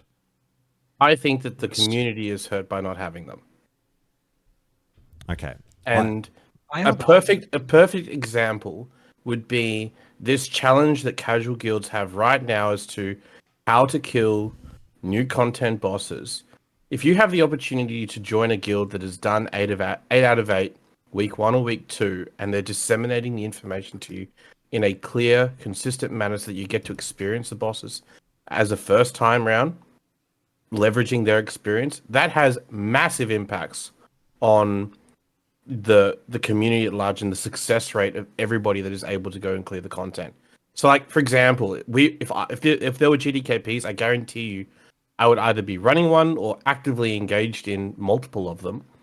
And where DC Green was saying he didn't know about the attack speed issue, that would have been proliferated very quickly across the entire community, because we're involved or encouraged to go into those environments and share that potential information. Whereas outside of that, we're not encouraged at all to split out or do anything outside of our guild. And I think it's a fundamental problem to the entire community that you're playing with. Like, I only know my guild and people that I've raided with and communicated with from GDKPs on Arugal or Yojamba previous to this. That's it. I've not built friendships with anybody outside in any other guild. I think it's a huge problem for the game. All right, DC, I'll throw it to you. I just want to add this one thing in. Sorry, I forgot to say what the actual YouTube comment I made was. Obviously, content creators, generally speaking, are very pro GDKP. They are the people that play the game the most, time-wise, generally speaking. And, I've got my suspicions as to why content creators are very pro GDKP, but, fucking whatever. My comment was just, and unfortunately, Wonder, you, whether it was intentional or not, just did the same thing that I commented about on the YouTube video, where, it's very, very common for, and it's very, very common for GDKP enthusiasts to just gush over the positives and then spend zero time on the very large looming negatives of GDKP. What, the economy? The RMT and things like that, and the economy and everything. But there are I've said for years, there are pros and cons to the GDKP argument. The thing that infuriates me is that the pro GDKP enthusiasts never acknowledge the cons, and Hammer did this in his video, and it tilted me to no end. Where do you think that RMT is not happening right now, though? Here's what we're doing. There are more cons. I've talked about this for hours on this show, and I'm not going to do it again now. Okay, and I'm not. This is not Josh running away. No, seriously. I mean, you're setting that up. No, I'm not. Question, honestly. I'm getting to it. I have made my opinion felt on GDKP many a time on this show. You guys know, I am vehemently anti-GDKP, and I've absolutely gone off at length. I've yelled at many a guest on this show in very heated arguments about, you know, my stance on GDKP. I'm not going to yell at any of you about that who might be pro GDKP here today. What I'm getting at is I happened to notice, and Hammer did this in his video where it was like a 6-minute monologue about the lovely, beautiful factors of GDKP. And then he literally got to the negative and goes, he spent you could time it. It was like 3.5 seconds where he goes like, oh, and sure, there's RMT, but whatever. And that was it. And then he just moved on. And I just fucking lost my shit. And I didn't write a mean comment, but I just said like, it is wild to basically raise a GDKP argument in a video for content and go like, let's talk about whether or not this should be brought into TBC anniversary, and go point 1, 2, 3, 4, 5, 6, 7, 8, 9, 10 about why they should be in the game. And then let's not talk about why they shouldn't be in the game. And I was just like, that's weird. Like, don't do that. Either way, Wonder, I'm not having a go at you for being pro GDKP, but my question is more, it just got me thinking as to, I know there's a very passionate GDKP crowd, obviously, but now that we've had 1.5 years and a full service life cycle has played out without it, look, I get the impression, I'm trying to think of how to word this correctly, Wonder. He made his case that he think it would, and why. Yeah, Wonder did. Yeah, no, Wonder did. Yeah. And I'm not clapping back at that, but I'm more trying to frame the question for you guys and to sort of, even though DC, you've got a point ready to go, I'm just trying to kind of give you something to jump off of. I'm more so saying, whilst I know there's shitloads of people that love GDKP and would do anything to have them involved in SoD, like I got the impression that SoD wasn't harmed by it not being in, that people might have had a slightly more wholesome experience. But if you think I'm wrong, so be it. DC, sorry, go for it. Was that your comment? Because I don't think you still got around to reading what your comment was. No, so I said my comment to the video was it's wild to spend no time on one side of the argument. Oh, okay.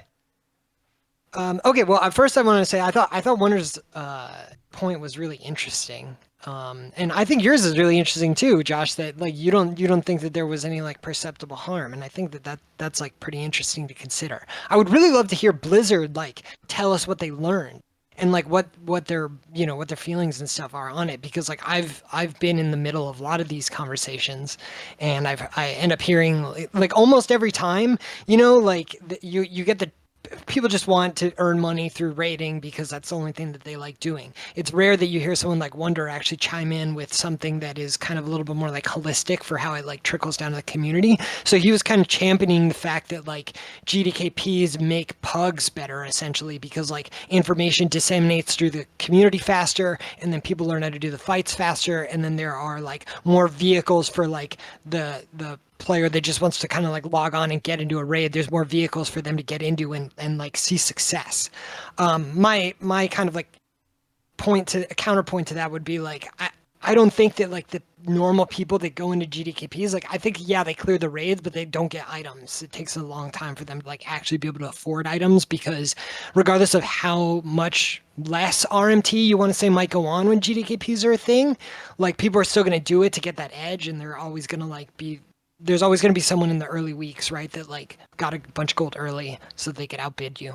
But one thing I don't think ever gets discussed, and this is kind of like how I feel about GDKPs, is and like whether or not SoD would have been better or not without them, is I think GDKPs put pressure on the community to do GDKPs rather than find a guild. So when you're in a guild with good people, it's like how many of those people like wouldn't be in your organization because of like they could just show up to a pug, get a huge payout for pumping, and they're probably RMTing anyways, right? So they're going to guaranteed get items the first time they see them drop. So I think it creates a community where the vast majority of raid activity is GDKP, and then a very, very small section is people that are in like 20-player guilds. So if you're somebody that doesn't want to engage in GDKP, you're going to have less options for guilds to join, and then chances are that people in that guild are going to be like, it's going to be hard to find guilds with like high caliber players, because like they can always just go to a GDKP and get a massive payout and then avoid like social situations, like having to meet new people, things like that, things that, you know, people are very like ready to just cast aside because they don't kind of see the inherent value in them. And then just swipe their credit card and just get the fucking items that they want and just get BIS in like 4 weeks, and then they can quit till the next raid tier.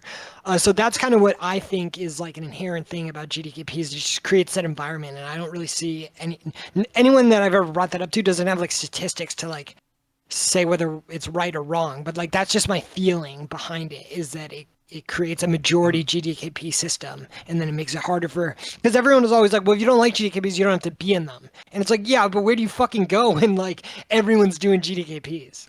Wonder. I'll just let me just say one thing. Sorry, just before you jump in, I was going to throw it back to you. Like I said, I just want to say, mate, you know I love you. And I know you believe me when I say this. I mean it when I say, like, I'm not running away from this argument by going, oh, I've talked about this before. Because when you, in your mind, you raise what you think is a solid point and say, but Josh, is RMT not happening everywhere? And Hammer Dance raised the exact, that's the big, for some reason, that's like the mother of all clapbacks from the pro GDKP crowd. Well, RMT is everywhere. You didn't exactly stop that, Blizzard, so why not just enable GDKP? The only thing I'll say, and again, I'm not getting into this, but the only thing I'll say is, like, I've never been a big fan of that counterpoint, because I just feel it's such an odd one in that. And again, DC Green's here to be my analogy police. You know, fucking turn the siren on, mate. You know, to me, it's kind of like we've lost the drug war, so just legalize drugs. I can get that argument. Yeah. I mean, my challenge is I would love the game to incentivize farming in such a way that it's more advantageous to farm. Farming is worth your time versus going and buying gold. So that to me is the solution, not canceling the part of the game that people enjoy. So like right now in SoD, can you name a farm that's like particularly worthwhile? I can't. I can. Maybe. I can. What? Rating. Well, this is like something that like never comes up. No. Like, Have you seen how much gold you get from the new raid? It's like 40 gold for the entire raid. It's not a lot from Scarlet Enclave, but all the other raids give you like a pretty good payout. I mean, it's a little bit, if you pug them now, it's a little diluted because people are taking more than 20 people, you know, normally. But like, people aren't honestly, if you consuming just in like, those raids. yeah, but yeah, I mean, like everyone's popping world buffs nowadays because they're so cheap. So like, you don't have to bring consumes, but like someone's gonna put world buffs on you like after every wipe most of the time. And like, if they're not, you should just bring them yourself because they're really cheap. But yeah, when you kill the bosses actually drop like a lot of gold. Like when you were doing raids at like, dude, after a full Naxxramas, if you do it with 20 people, you get like 180 gold. Like it's actually kind of crazy. Like you don't notice it because it just like goes into your pockets or whatever, and you're too busy looking at the loot. But like, you walk out with like kind of a lot. I think it's just an under. It takes like 2 to 3 hours. So, right, so but 180 like, the point gold is, to it's 2 the 3 hours is not a good want. conversion. Yeah, but it's the part of the game that you want to be doing the most, and the fact that it gives you almost 200 gold, which is like what you need to like get consumes when something is like on farm. It's just something that no one ever brings up, and so like I hate this like, oh, we need GDKPs because like Radi doesn't give gold. It's like it totally does. And then if you go to like the small, like if you do like AQ10 and like, you know, no one was ever doing this when it was relevant content, but like just fucking roll on the books and like. You can auction the books for like all this money. They vendor for 10 gold if you don't sell them. Like there's actually a lot of ways to get money from raiding, but people are just like, they just act like it's not enough, or like, you know, then they don't like, they don't combine it with something that they do outside of raiding. So then, yeah, of course it's not enough, but to like claim that raiding by itself like isn't giving you like any money or not enough or whatever, this is like not necessarily true. Oh, I'm not claiming that. I agree that the raids give value, but yeah, it's way better in SoD than it is in you know, like Anniversary or whatever. So like this doesn't apply to them, but in SoD they've done a good job like kind of raising the floor on that issue. But my concern is still like if you want gold and you're not going to do the raiding, like that's not going to give you significant amounts of gold. It gives you enough gold to, what I would say, stay the cost. You know, you can keep the same gold balance, buy your consumes, keep operating, but you're not really going to be increasing your gold balance by just doing that. You want gold farms that are reliably going to be there to say, if I need to increase my gold balance, I can do this right now and have a positive impact, and it's not going to be necessarily too difficult to achieve. I know people that are, should I say this, that are buying gold right now. What? In SoD. No! To facilitate their Yeah, so rating. do I. And I find it like they're exactly the same people that would have bought money in GDKPs. It makes no difference to them whether the GDKP is there or not. They're still buying gold because they're still time poor. So the argument that GDKP is the cause of them buying gold, I just can't, in isolation, accept. I see old episodes of Countdown for all my yellings back at that. So I know. And now there was another point that I wanted to raise, and you distracted me with that particular question. Sorry. What did you say before Josh raised that question, DC? Do you remember? The community, the downward pressure on the community to like not have regular guilds, or like it makes it harder to find like regular organizations that are not doing GDKPs. Yeah, I think that's interesting because I think your experience of GDKP might simply be a function of, and mine too, for this matter, be a function of the server that you had engaged and used GDKPs on.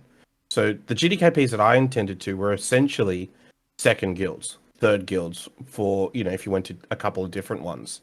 And yes, there are communities there, but there was almost an express intention to make sure that we brought other people from other guilds into that environment to help bring them along as like a feature of the GDKP or a component of it. Now, if the ones that you've been a part of, I guess, haven't had that as an element, then, and it's just been this transactional, very quiet, no one's talking sort of environment, then I guess I would feel sorry for the GDKPs that you've been involved in. But for me, in fact, the GDKPs were more social, more enjoyable than many of the guild raids.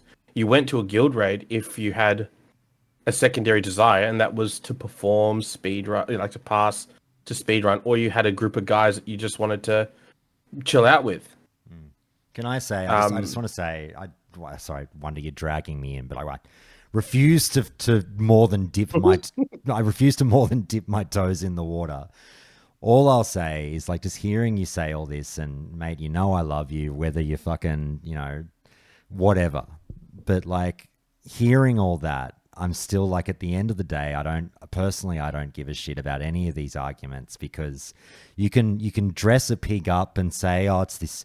And we've had this said on the show before, this wonderful brotherhood and camaraderie of gamers downing content who are time poor and just want to find a way to band together with the boys and enjoy gaming. And I'm just like, nah, because at the end of the day, the keyword does. At the end of the day, in my opinion, if you are engaging in GDKPs in any way, shape, or form, you are, it's funny. It's the guys who, you all want to come, I'm not saying you personally want to, but you all want to come on and bitch about the sub fee going up. Oh, they're asking for $22 a month now instead of $20. Worst company ever. Oh my God, fuck these cunts. Gaming's about more than money. And they'll turn around in the same breath and be like, yeah, I'll pay $500 extra a year for items in my MMO, because that's effectively what they want to do. Silence. Jump into the discussion? Yeah, can I get an after him as well? Yeah, go nuts, guys. Please, it's the pub. Yell out, scream out, do it. Well, I would like to walk the discussion back, because so much has been said. I really like that Disagreeing brought up the point of the effect of GDKPs on guilds, because this is exactly what I saw in phase 2 when GDKPs were banned. That as like in phase 1, recruiting people for like sweaty gameplay wasn't really easy, because a lot of them were just content with doing their thing in GDKPs. So in phase 2, you had a huge influx of applications and like potential recruits, sweaty gamers, not sweaty gamers, like everything in between, right? But they sought new homes when the GDKPs were gone. So I saw that firsthand, and And that is a really big point for Season of Discovery and Anniversary. If you do allow GDKPs, there will be way less people interested in the guild play, because they aren't perhaps looking for that. They just want to blast the raids and be done with it. Whether that is good or bad, difficult to say, but it definitely does detract from the guild experience and the amount of guild that you will have.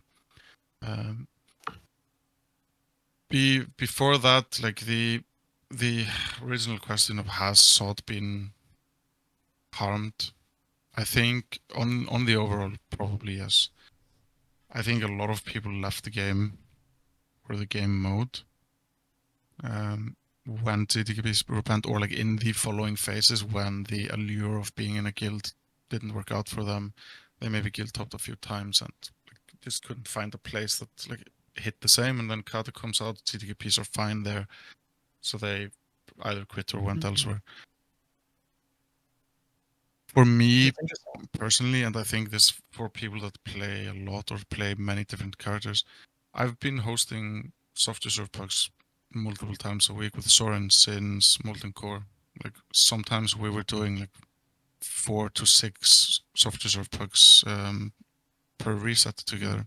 I heard you advertise it in chat as heard on Countdown to Classic. Come join Arcos and Zoran's soft reserve pugs. No, not quite, but almost.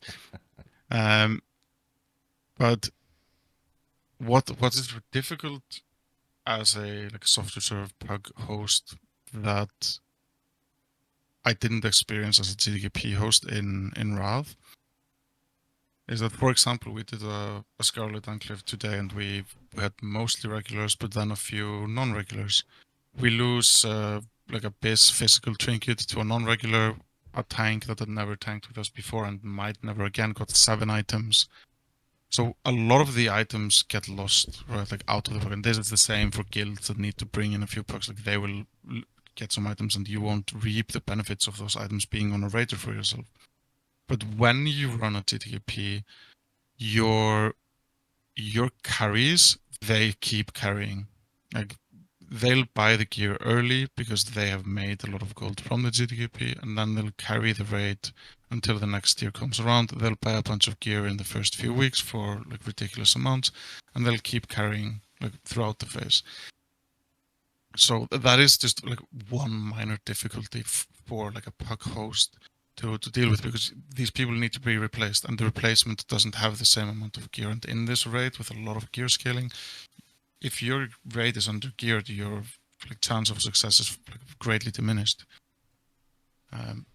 So I think there are definitely good aspects of not having GDKPs, and there are others that are good. For myself, for example, and like Soren has 4 mages, I have like 7 or 8 characters that I want to raid on, but I'm really not interested in raiding for 2 hours on every character with the chance of going out empty-handed completely, right? Like that is just so much time and effort invested for such a low chance of success.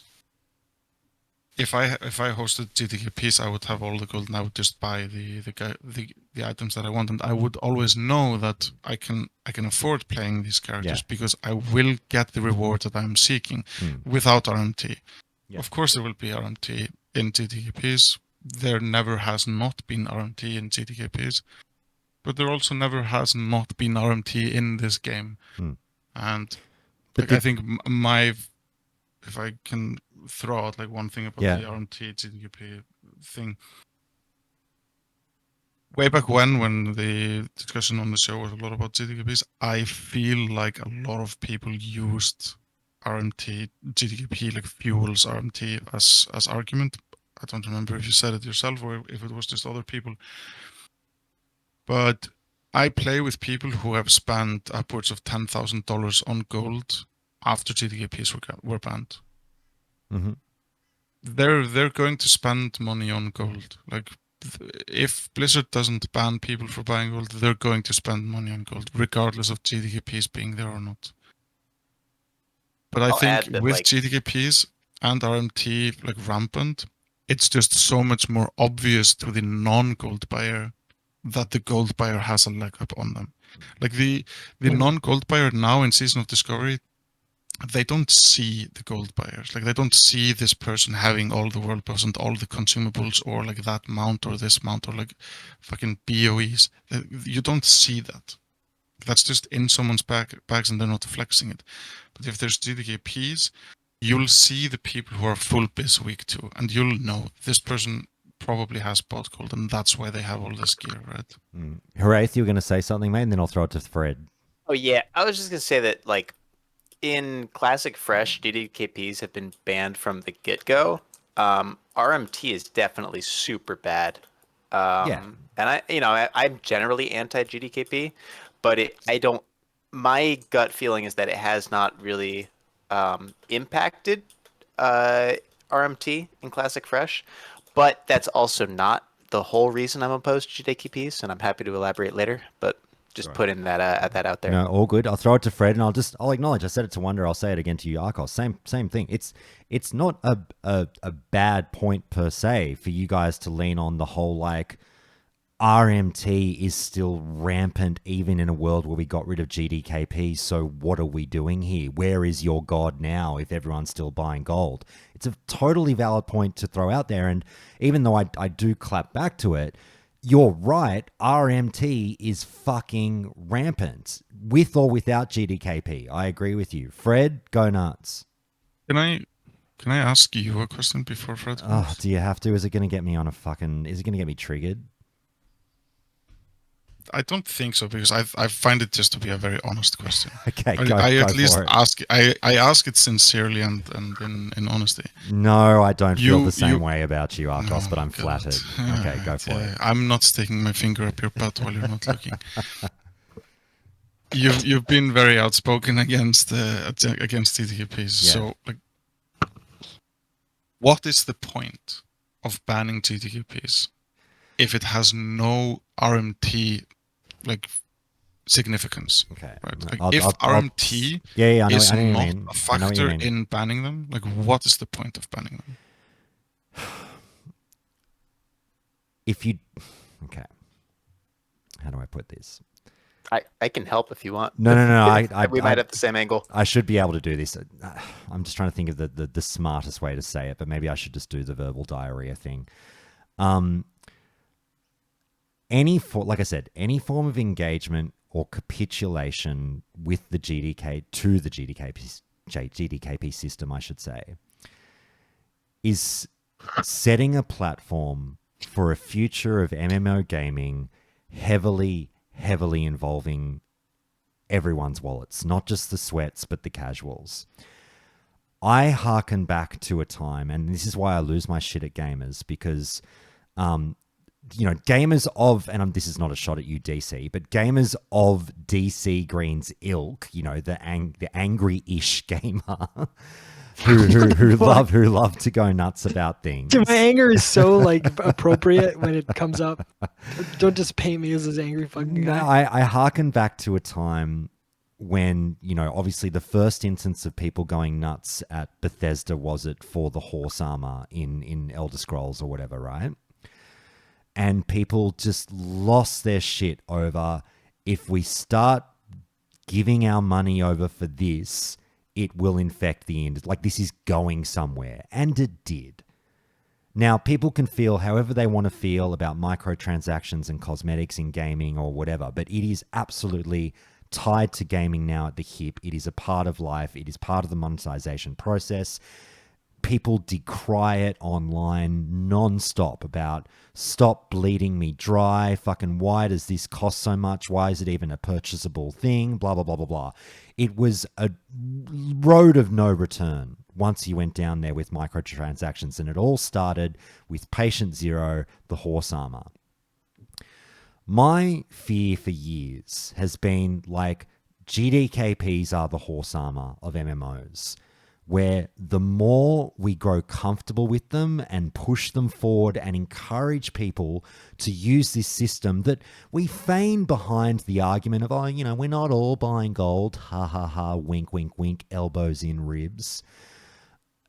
The more we propel it forward into the mind of the player and make it okay. We ethically wash it and scrub all the dirt off it and say, no, it's totally okay to GDKP, baby. The more we lay the fucking, asphalt down for that road to monetary MMO gaming. And people would say it's already here now. Obviously, it's already here with, the purchase of mounts and whatnot in retail. But what does retail not do? Can't buy your fucking items. Can't go buy your BIS sword. Can't go buy your BIS helm, with your money. That they've drawn a hard line in the sand on that one.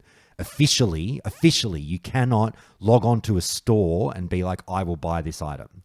Because obviously devs feel like that's a fringe too far. Private servers do it because private servers are fucking weird. But this is my point, is you start to etch away and lay that brick by brick, stone by stone path down to every MMO gamer in MMOs to come, looking at you, Ashes of Creation, to okay the store or the system that now has you fork over your cash for the better items in the game. It boggles my mind. It will never stop boggling my mind how much people rail against, private servers not allowing items to be available for sale. And they really go hard at the shady private servers, the guys that run these things, selling things on the sly to players for RMT. Oh, I heard Dickface number 1, who runs the server, secretly sold fucking, the BIS fucking warrior sword or whatever from Nax to Dickface number 2 for $300 the other day. And people go, that's bullshit. Rabble, rabble, rabble. They do it, for fucking out of the public eye for a reason. Nobody wants this. And we sit there and we say it's bullshit, but then we all, want to get involved in this system that basically pushes us to the same result.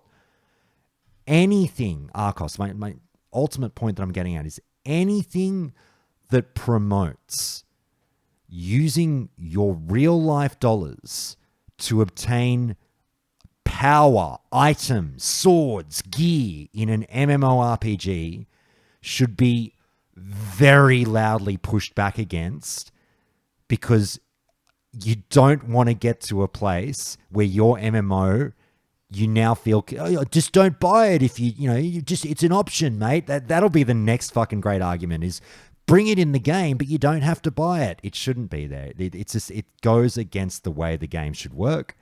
And I also hate my number one clapback to the clapback of, mate, sounds like you're just broke. Have fun being broke. Motherfuckers, Kids play games. We're all professionals. We've all got good, everyone here has cash on this call. It's not about cash. I've got the fucking money. It's about the principle. And if you now I pay $240 a year to play WoW. I don't particularly want that to turn into $750 a year to play WoW, because I have to buy the gold or whatever to keep up with the raid to get the gear, if that makes sense. Sorry, Arcos. I hope that all made sense. No, absolutely not. Because I 100% agree with your principle. I don't want people trading real money for power in any way. But I asked, if not to curb RMT, why are you banning GDKPs? And because for all of your answer, I just heard cash, your wallet, your IRL money, your RMT, etc., etc. The only point that I feel that you gave there is that you don't want people to be used to, in future MMOs, be used to using some type of coin system to gain power. I'm fine with that premise, but the entire rest of it was RMT, RMT, RMT, microtransaction, RMT, RMT. My point here is that we banned GDKPs. RMT has not changed, at least on the surface as we can see it. It's the exact fucking same. So banning the GDKP had no, as we can see it, impact on RMT. I think he made a strong point. But you're missing. About RMT. You're missing the forest for the trees, Arcos. I'm sort of very shocked that you're saying this. He said it warps the community. Yeah, any any kind, like if you don't ban GDKP, you're effectively saying it's okay, right? That's the devs saying this community-based form of dungeoning is okay in our opinion because we didn't ban it. That it's a green light, right? And I am saying any capitulation to this concept, any form of green lighting or anything is unacceptable because it pushes you down that path. And you're like, but people still buy gold. Yeah, they do. And they get banned because buying gold is against terms of service. Flat out. Well, it makes people who don't want to buy gold feel like they have to. I think that would be like the main, if we're gonna tie it into like RMT, it's not that like it increases RMT on the whole that's wrong. It's that it forces people that wouldn't have RMT'd before to then start doing it and feeling like because this they is a all game where raid. you have to do it. That's right, because they all raid. It basically when you let GDKPs exist, it becomes the dominant form of raiding. Like that just is apparent. I don't think that's like really refutable. With that. Like, it just becomes dominant. It becomes dominant because you always exit a raid with something. Like you never except go items. Like that's the thing is people raid to get items, but not this to is get gold, and people think that they're like gonna. Oh man, if we do GDKPs, like I'm gonna get so many more items. It's like no, you're not, because the people that Arcos talked about that spend $10,000 fucking dollars when GDKPs aren't even a thing, they're gonna fucking outspend you, and there's gonna be more of them than there are of you. So if you want to get your best in slot items like 7th, 8th week of the raid, when all the fucking other people that have like spent their money are like. Well, I guess they hang around because of the gold. But like that's what you're setting up for as well. For like the average player, you just don't see items for like 8 weeks or till everybody that buys has gotten them, and then they start coming to you for like the cheapo, like off the counter price. But like that's essentially what you're. And it's like, yeah, you can afford your consumables, like have fun, like running the raid that like you clear and you don't get anything from. Like, I don't get it. It's such a strange, it's like, it's totally cool for the people that run it. And that like, like Wonder said, it's like, oh yeah, we have and this is the argument that I've heard from other people as well, is like, yeah, we have our main guild, but then we run the GDKPs on our alts. And then it's like, yeah, and then they're getting like big cash outs and shit like that. And they're having fun too, because like they don't, but it's like, the average person that's coming in to like fill those GDKPs, like they're just getting a cutout at the end. They're not walking away with BIS items. I'll tell you that much. I'll just add, Arcos. I just disagree completely with that last point. I think they do. It's just a matter of how you decide. No, they don't even need to buy gold. Like, it's just a matter of how you decide to run and facilitate your GDKP. Like if you have ridiculous bonus systems in place, and you're always rewarding your pumpers, and the other guys aren't going to be incentivized to perform or just turn up and compete and get rewarded on that basis, then okay, yeah, sure, you're probably having a system that is favoring pumpers more than others, and that's probably not good for the random person that's joining your GDKP. But that doesn't mean that they're not going to get gear, right? Like if people are paying ridiculous prices pay you significant amounts of gold in your cut, and then but the people that are paying ridiculous prices are RMTing. So like the idea that you're going to catch how much gold they get is like that is like silly. That. Then I fundamentally disagree. Like I never bought gold in Classic, right? But I was one of the people that would be considered a fucking high roller because I would pay ridiculous amounts of gold. I would pay my entire gold balance collected from, I don't know, half a phase of GDKPing on 3 characters on a single item to get the item early. And then I wouldn't be able to get anything for ages. But that item carries performance, it does X, it does Y, and you build your pool up again and you go again at the big ticket item that you want when you want it. And that should be okay. Like, why is that a problem? Well, I mean, like, I think it's hard for anyone to say that, like, their experience is, like, typical of GDKP. You've kind of already made the case that, like, you will be in a guild that does, like, a main raid, and then, like, you get to go in these other GDKPs to kind of fund your main character and stuff. But if you're just, like, a random person that's just in the, like, general chat and is just getting fed into GDKPs, like, those people are probably not going to get items for a really long time, assuming they stick with the same one. Because Dude, the people that are like doing that stuff, that are organizing it, they either have deep pockets already, or they're taking a bunch of people that they know, like RMT, because they want people to buy stuff for hella money so that they get big payouts. Like it's very like, dude, GDKPs are on the tin. Like it fucking tells you how it's gonna play out. Like I just, and most of the time that I hear people standing for them are people that are involved in the organization of them. I never hear like a random person like, that raises their hand and is like, well, I used to join GDKPs and this is my experience. It's almost never that. Can it's I say, always DC, I organize them, and so like DC, I get all these benefits. You fucking nailed it. That is so true. Sorry to do this to you, Wonder, but he's fucking right. The people Hang on, who... I didn't organize any of them. I just no. And I'm the same fair, as Wonder. I'm like in the same position. I never organized one. I was in a guild. My alt ran one. No. Bought gold. What I'm getting at is I think there's a difference. Don't get me wrong, between the difference between being pro GDKP and really going to the mat for GDKP, because the content that you see out there, like really going in for like, they better bring back GDKPs or fucking else. The comments, the lengthy Discord or Reddit comments that are, really, really meaty about this is fucking bullshit. This is why you have to bring it back. More often than not, I agree with DC. Those guys have a very vested interest with those positions because there's money attached to it. Is that not the same as all of you having a vested interest in saying you shouldn't have it, though? But we don't have money. We don't have money. We don't have money. We don't have money involved in it. It doesn't matter. You've got a very strong opinion on whether they should be there or not. What do you mean does it not matter? I'm saying they literally are monetized to make a certain point and push for this online, whereas I get nothing out of it whether I'm pro or against it. What do you mean? You got your potty in a bit of a reputation? Oh, fuck off! No. I just want to say this. Arcos, Fred. Sorry, I'm so sorry. I will bring you in, Arcos. I just want to say this.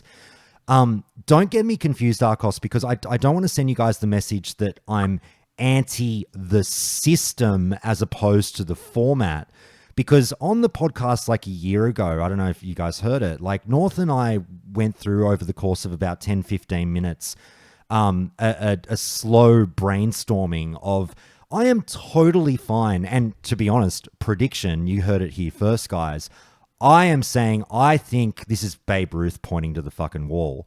I think Classic Plus will introduce the first shot at official GDKPs via a system along the lines that North and I were trying to brainstorm about on the podcast, where there's some form of drop in game that is soul-bound that you can then cash in for gold or whatever, that then, you can bid on, that like a UI pops up in the raid that you enter your bid, and it's all done above board, and gold can be transferred that way maybe. I don't know. But I'm saying, again, the nuts and bolts of it are fucking, I've got no idea what I'm talking about. It's kind of already in the game innately. Like I said before, like bosses drop a lot of gold, and then also like if you're doing Scarlet Enclave or Naxxramas, righteous orbs are dropping, there's frozen runes on the wall, there's scraps that are dropping, there's so much stuff that drops in the raid that are valuable. And like, yeah, maybe for the first week, like your guild leader's going to take them all to disseminate them to the guild because like, they're used for like tier and stuff like that. But I mean, it's not like the raids are like devoid of ways to like, like in Scarlet Enclave, basically what you're saying is that like all the righteous orbs that drop, you would award them at the end of the raid based on like how much DPS people did and stuff like that, which is like, people could do that. They don't have to like pay people out money, and then you have to do the extra step of actually like selling it on the auction house or in trade chat or whatever. Yeah. But like, it's not like that's super difficult. Oh, but what I'm getting at it. I think one thing that I'll just go back to that I probably haven't raised. One thing that I really dislike with a non-GDKP system of pugging is you are entirely subjected to your ability to roll well on the items that you like. Even if you soft res a couple. Some people, myself included, never fucking roll well. I can go an entire phase with not winning a fucking roll on items. Preaching to the choir. In fucking sufferable. Preaching to the choir. At least in a GDKP environment, I have some control and agency about what I'm going to get and when I'm going to get it. Right. And this is why I'm saying, Wonder, I'm probably more halfway down the line than you guys realize, you and Arcos, where I am on board with a reconfiguration of the dungeon reward system, the raid reward system, where, yeah, you do want to raid with the real chance of walking out with gear as opposed to the low chance of walking out with gear and feeling like you spent all that time for nothing.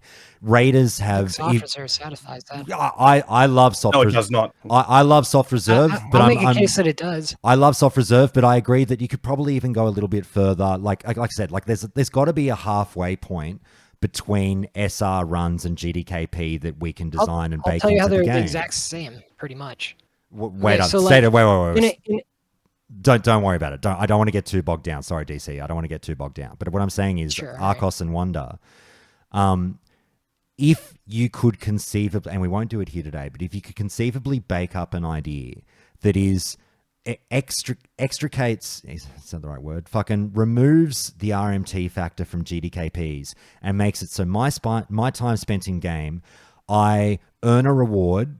And, you know, fucking, I then use that time spent in game earning that reward to cash in and get the raid item that I want, and no real money was had to be handed over in the process. That would be my dream. You want to know? I have the system for you.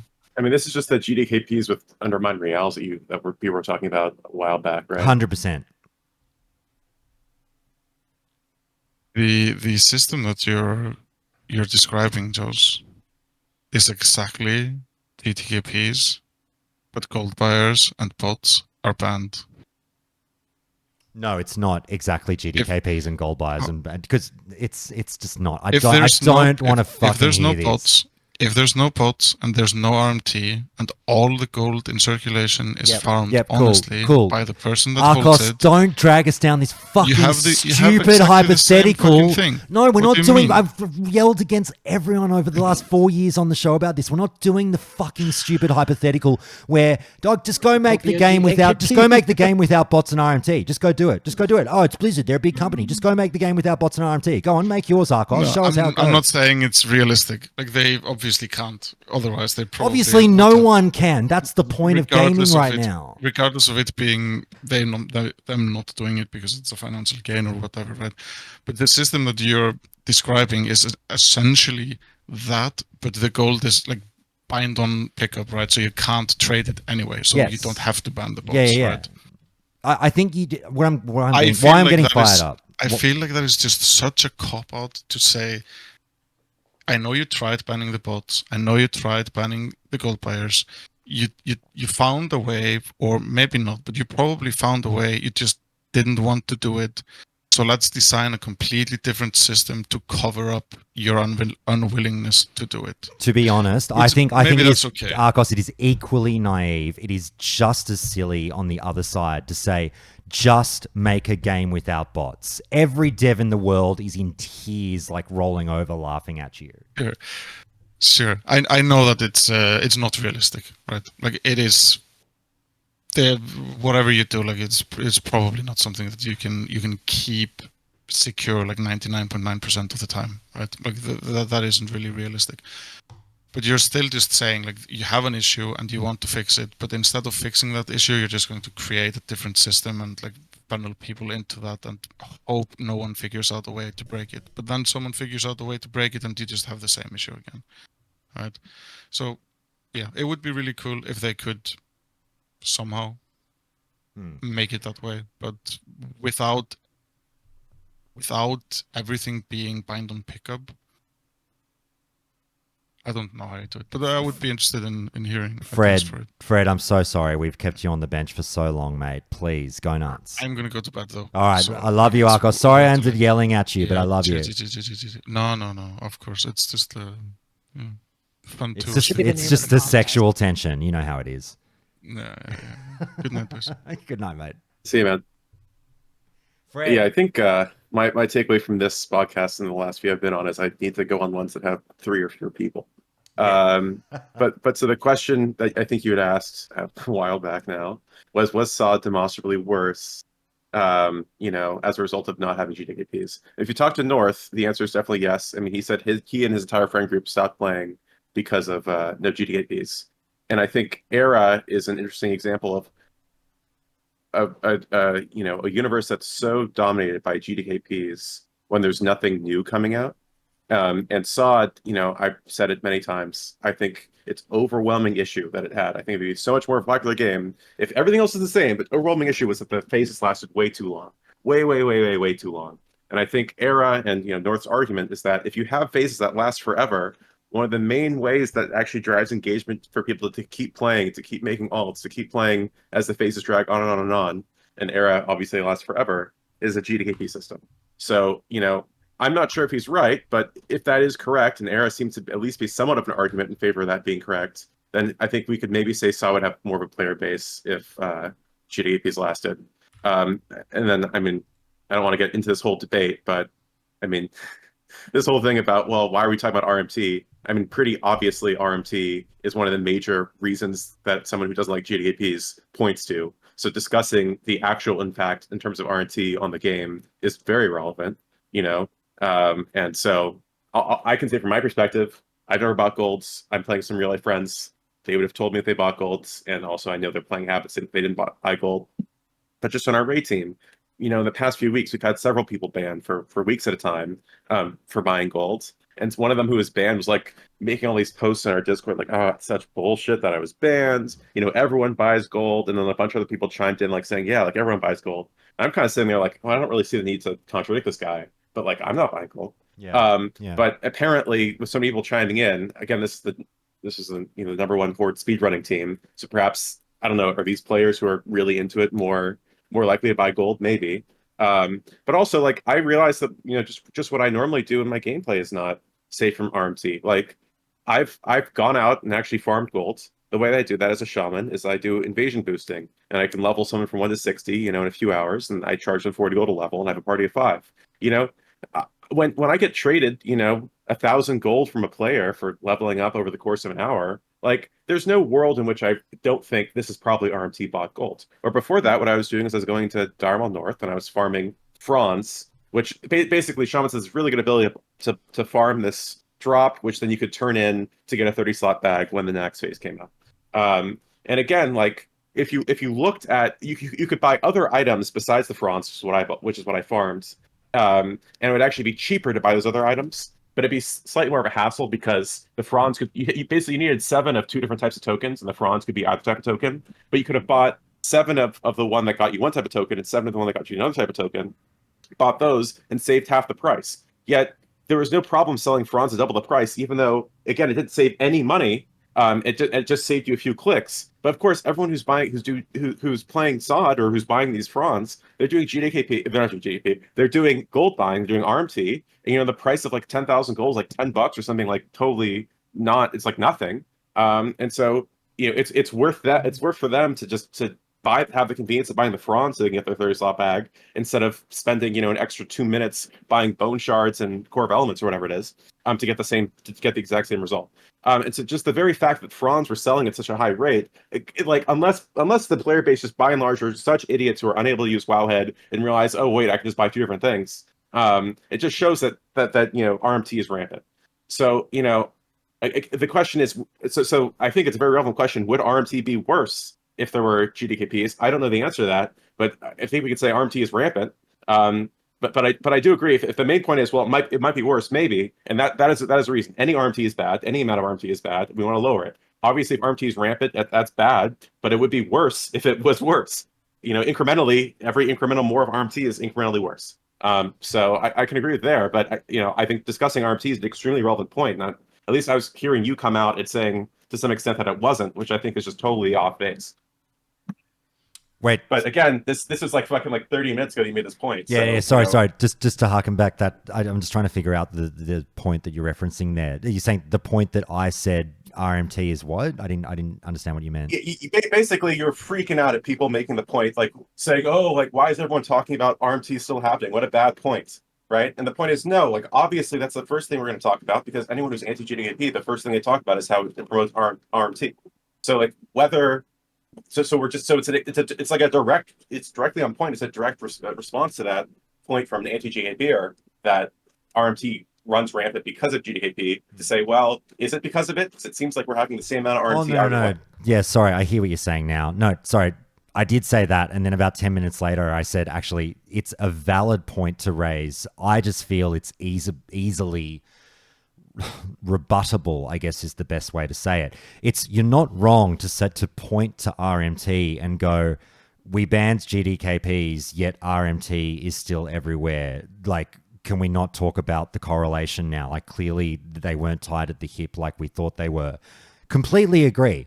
And it's been a thing that people have now just diverted their RMT towards other things, basically. They can't spend the gold that they buy in Raid, so they're just buying the gold and just spending it in general, you know what I mean? BOEs and whatnot and consumes and all that shit. So RMT was, I think, to be fair, I think it's always been the case that I think it was a little disingenuous for people to sort of go like, oh, you pro GDKPers suggested that people were only buying gold for GDKP.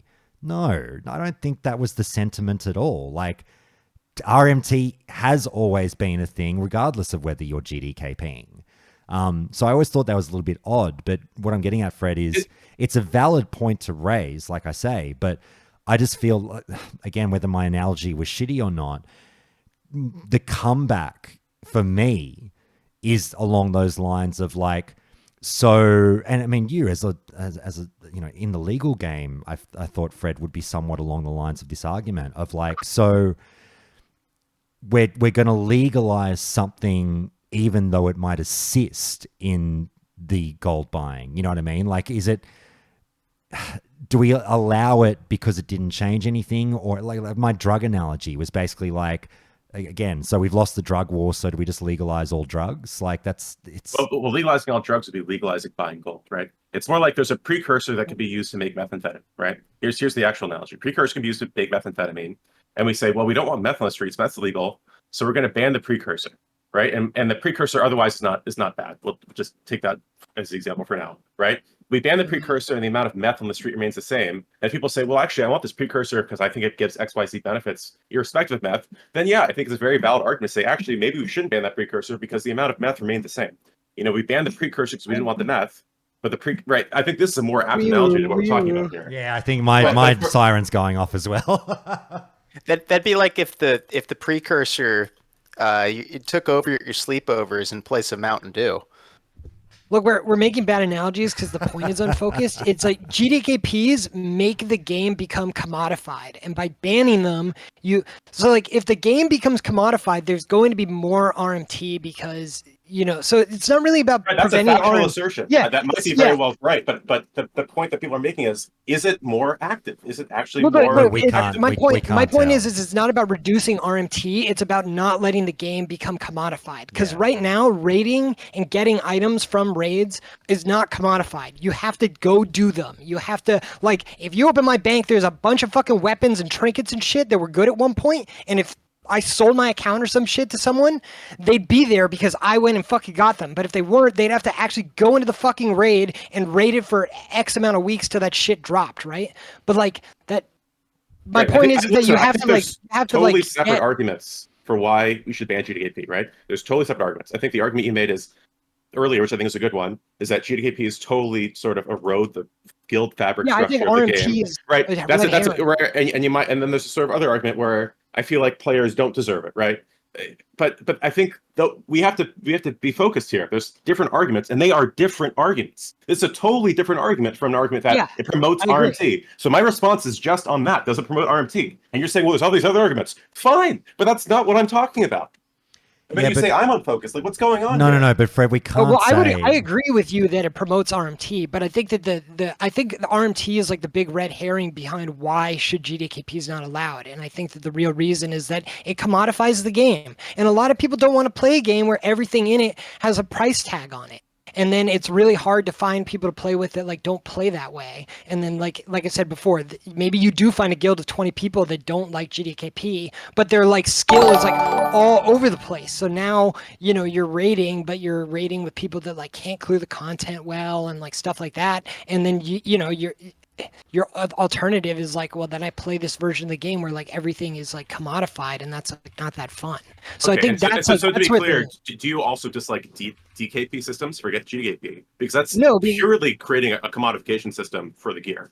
Yeah, but those are usually like around a organization that it's like internal, right? Like gold you can earn in a GDKP and then take it to another GDKP, but in a regular DKP you can't just take your dragon points and go to another guild. I think, well, okay, right. There's a inherent think social that's structure. actually the thing that people point to for why GDKPs are actually good is because if you built up all this DKP points in your raid and then it falls apart, well, then you're just totally fucked because your item never drops. You never actually got the opportunity to redeem it, so to speak.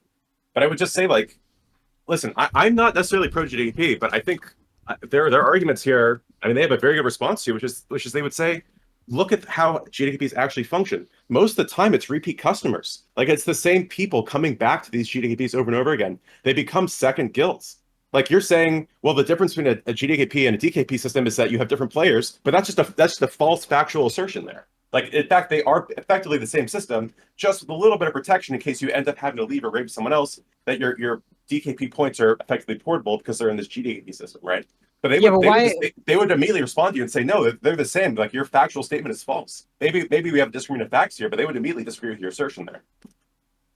That they're different? Well, right. So you say, I don't want to commodify the game. And I say, aha, I got you. But DKP is commodifying the game. And you say, well, no, my distinction here is that in a DKP system, it's only one player. It's still kept within one guild structure. I'm not exactly sure why that distinction is relevant for whether it's codification or not, but we're just assuming that's a good response, right? So that's your response. And the point is, but in GDKPs, the GDKP responder would say, but it is also kept in the same structure. Like, in GDKPs, it's usually the same people coming back over and over and over again. Whether they did it through GDKP or just through a DKP system, it would effectively be the same for them because it's repeat customers. The same people come back to the same GDKP runs over and over and over again. It's effectively a guild. It just lets you hot swap some people a little easier than otherwise, but it's still basically kept within the same system. Well, sure, but before we even touch the RMT issue again, I could just say that it inflates the economy, right? It'll like doing regular GDKPs has like a broader effect on the economy than if every guild was doing a DKP instead. I don't think you can. Only because of RMT. I think just as an assertion, aside from RMT, I think that's a false statement used. Well, but we're like all these arguments have to be made with the universal that RMT is happening. Just to what degree we're debating, which I don't really think is that. I don't think that's the interesting point. We're talking separate arguments here, right? There's two different arguments here. There's separate arguments. No, I'm battling this like hypothetical RMT versus standard, commodification. Right? These are separate arguments. I think one is I don't. You said RMT is a red herring. Now you want to bring it back in. No, I don't. I was saying I made a point outside. I think that there's a point to be had before we even get to RMT, which I said is the economic point. Right, and the point is the economic point there's only an economic point because of RMT. If there was and then I said that boys. I'm going to jump in. I'm going to jump in. It's getting technical. It's getting a little off track here. I think. We'll agree to disagree on this one. I just think there's better ways to put it right now. But like. Wonder, I blame this mostly on you. Remember when I said I didn't want to get rolled into the GDKP argument? I stopped talking about it. No, it's my fault. I raised the topic. So I should have known what I was doing. I mostly blame Go. Fair enough. I still want to have my take here. I forget what the original question, how it was framed was. I don't even fucking remember the original question. The original question was SoD demonstrably worse because GDKPs were banned? That was the original question. That's right. So the rating system that I've been doing outside of guild, which I would have been doing a GDKP, is now switched from that to a soft res system. And with most soft reses, I'd say a majority of them, overwhelming, there's a hard reserved item in those. But I doubt that you could find a GDKP with a hard res item because they want you to spend a lot of gold on those high ticket items. And I liked having that option to be able to go for that. I haven't done an AQ10 in so long because it's always, mounts hard resed. Well, if I really valued that item and I had the gold available to go bid on one, then I liked having that option and not having it hard resed. So that's one thing with the soft res system that I don't care for. Another thing is I have to go outside of the game, log into a web browser, and fill out an application form of what items that I want. And it's removing me from the game, and I don't like that. It's breaking my immersion. I agree. That part of it kills me. And there's always, well, there's not always, there's a lot of times where there's even issues with that, where people are like accusing other people, oh, they changed their soft res after the boss. Like, what happens if somebody DCs and you fill somebody that came halfway into the raid? It's like, do they get all 3 of their SRs? Do they only go down to 2? And it becomes complicated. But with the GDKP system, if you have gold, that's your ticket into the raid. People want you to come in to that run, even if it's halfway over. Like, they don't care. So that's my short little rant, because I think you're all cunts about saying that GDKPs are shit. So yeah, Right. pro GDKP are right here. Let's Fair go. enough. Most of my guests are, I think, to be fair. I'm very used to being on somewhat of an island in the anti-GDKP area. I guess one question I want to throw out there is, again, it's so much of this is so hard to say, because along the lines of like what Fred was tickling at just before with like, you know, how much more, less or the same RMT can we say is going on in a GDKP-less world? In terms of the population, like Fred hinted at with North saying, you know, hey, my buddies and I aren't playing the game because GDKP isn't in there. I guess a question none of us could answer, but I'd love to just hear, you know, fucking arbitrary thoughts for the sake of it. Do you guys feel that SoD would have, you know, I don't want to use too much of a hyperbolic term, like balloons. Like, do you think they would have had far more players, or noticeably more players, had GDK been a thing? Because personally, Yes. I don't know. Does it matter? I feel it doesn't matter, but I feel like a lot of it is sort of wonder. I feel like a bunch of it is empty threats. Do I think the number would have been higher? Yes. Do I think it would have been like crazy higher? No. I think a lot of it is people going, I would have played this game if GDKP had been in it, and either one of two things would be true. They're full of shit and they wouldn't have played the game either way, even if GDKP would have been in. Or number two, I don't know, they would have played for 3 seconds and quit anyway. Like, I just find that a lot of people bitching about GDKP are probably playing SoD regardless, even though it's not in there. And don't get me wrong, I completely accept the people who aren't playing, who really are married to the concept. I just don't know if they're a large group of people. I know of about 15 players that are not playing SoD because of GDK being removed. What are they playing instead? Some are playing, what is it, fucking Kata. Okay. They're going to go into Mob. Okay. And others have gone and not played WoW at all. Okay. Right. So they'll okay, fair enough. They'll quit WoW if they can't basically buy their products. Well, if you want to frame it that way, sure. Yeah. Let's call a spade a spade. Well, they're not. They're also players like me that weren't gold buying. Sure they weren't. So, I mean, you Sure. can critique it all you want, but the guild was very open for those that bought guild. I have to poke fun, Wonder. I'm obligated to poke fun because, as you know, and again, this is not a take on you, but like, I'm hitting 1,000. If this is baseball, I'm hitting 1,000 on the show on everyone who's ever been in a GDKP on the podcast, not being one of the people that bought gold. We sit here and we talk about how I would put it. Let me put it this way: I'm more likely to buy gold now in SoD than I would be if GDKPs were a thing. right. But all I'm getting at is like, it's funny how everyone you talk to or everyone who comments on the subreddit or the forums or whatnot is like, I love GDKPs and I don't buy gold, but I was happy to take the gold from the people who did. And it's like, we all sit here and say, you know, GDKP and RMT are rampantly tied at the hip. People are obviously buying gold to spend in the GDKPs, yet apparently none of them exist. It's funny. Anyway, DC, you were going to say? I'll stay focused here. I was earlier. I said, does it matter? And I think it's like, what I mean by that is, everyone here seems to have like made the foregone conclusion that Classic Plus is on the way. So isn't it safe to assume that banning GDKPs did not harm SoD enough in order? Because like that's the whole thing that everyone keeps like, you know, championing SoD for, is that it's like this testing ground for Classic Plus. It's going to be, you know, the beta version of Classic Plus. And if we all think that Classic Plus is already down the line and they ban GDKPs in SoD, like doesn't that just conclude that like Yeah. and the fact that they carried it in Anniversary, I think it's safe to assume that like Blizzard has a hard policy on like the versions of the game where you can't buy gold from them, that GDKPs are just not allowed, and that like it must seem to curb something, because it's a good like point. they carried it into the next version of the game, and they're already making the version of the game that was predicated on this version's success, so it must not have made too big of a difference. It's a good point in player population. It's a good point in that whilst, yes, look, we may let's just go out and say, I don't know what the word, the adverb I'm looking for is. Adverb, the fucking word I'm looking for here. Let's say adjective is what I was looking for. Let's say extrapolate. No, I was looking for the word adjective, I think. Let's say that the population was like, not largely, noticeably culled by the lack of GDKP, right?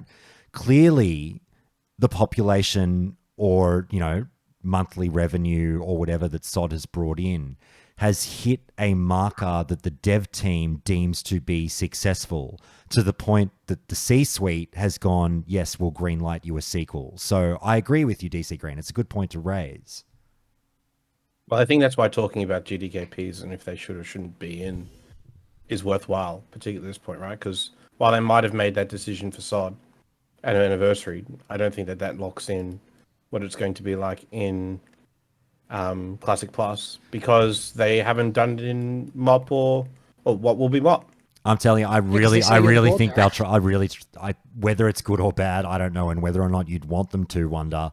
I really would think they're going to try to design something of their own.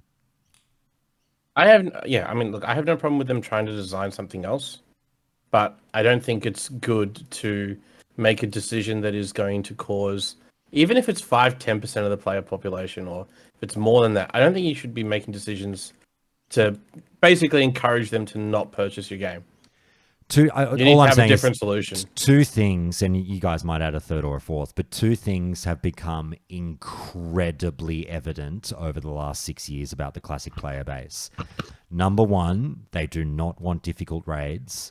Number two, and I mean no difficulty located anywhere within the game, not even one boss. Oh my God, what are you doing to me? Number two is they want to be able to buy their items. And when I say buy, it doesn't necessarily have to be RMT, but let me rephrase that. Number two, they don't want to be beholden to RNG or Loot Council or whatever with raid items. They want to be the masters of their own destiny with raid items. Is that a fair thing to say?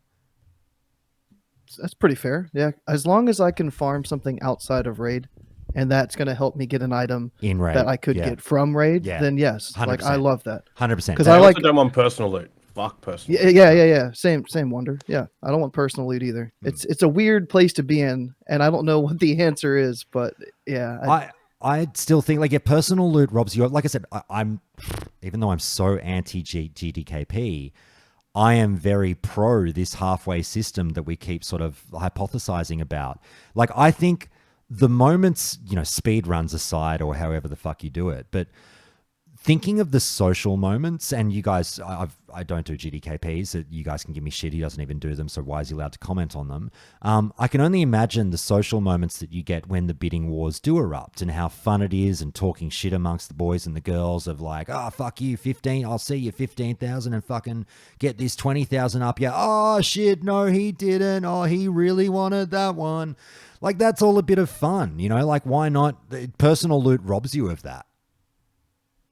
Do any of you remember when exactly they banned GDKPs? At the start of SoD and at the start of Anniversary? Start of Phase 2, yep. I don't remember if it was in Phase 1 at all, was it? I thought it was banned in Phase 1. Am I going crazy? Was it towards the end of Phase 1 before 2 launched, right? Well, yes, they announced it. I think they said we're going to tolerate it for the end of Phase 1, but it will be banned starting the start of Phase 2. I think you're right. Yeah. There you go. I mean, I think the system of a tarnished undermined real. I mean, I think Blizzard knocked it out of the park with that one and SoD. And I think having that be your GDKP currency for raids would work really well, and it would also be very hard to buy it. 100%. Because like if you wanted to transfer it, you only make it available bidding system in raid. You can't use intentions. So if you want to transfer it, you'd have to like down a raid boss with like a group of like 15 bots, and then like and then you like are using your raid lockout. and then like the bots, they also have to clear the content with you, and then the bots are like overbidding massively on the thing, but then that's split evenly like 7 ways with 6 other bots and you, and so it's like, it'd be like really difficult to transfer it and abuse it that way. Easily the best system. You've nailed it, Fred. I think we might have mentioned this before, but easily not the yet. best. He hasn't nailed it yet. Oh, he's getting there. Yeah, so like it would have to be a system, I think, that would have to be uncapped. So with the Real system, there's a finite amount of Reals. Oh yeah. No, I agree. I agree. So, yeah, for sure. Yeah, I would want an uncapped. Oh, for sure. So, but we're just intelligent the people who just reward assumed that performance. that's what he was talking about. Wondering. Sorry, you Wonder. You said. I said the only other issue with it, to my mind, is that it doesn't reward players that are potentially contributing more or less to the raid. So if you have a bonus system in place within your GDKP structure, like the organizer or the tech. Well, Yeah, my presumption would be organizer. all of that is kind of scrapped. Is that, I don't know. Maybe well, not. I think that organizing a raid needs to be rewarded in some way, shape, or form. Yeah, I mean, you could It's a pain in easily. the ass. You could, I mean, if we're imagining a UI that Blizzard sets where you select your loot system, and then one of them is real bid, right? And then there's another setting there which then brings up the bots, which says like, X players will get X bonus, and then that's like announced in raid warning, and anyone who clicks on their portrait to see the loot rules will see the bonuses that are being awarded, right? I think that wouldn't be that many extra steps to do if they wanted to make that system. I think just get anything that involves, and other MMOs have done this for different reasons, but anything that involves getting raiders to do 5-man dungeon content for potential raid rewards is a good system. Like, that is the way you would do it. I completely agree that like Reals would be a fantastic idea. Flood 5-mans with fucking geared out raiders who are like, oh my god, I need this currency, and like help build a population for not leveling characters, but you know what I mean, like characters who maybe haven't got to raiding yet. It's nothing but a good thing. It's win-win-win, in my opinion.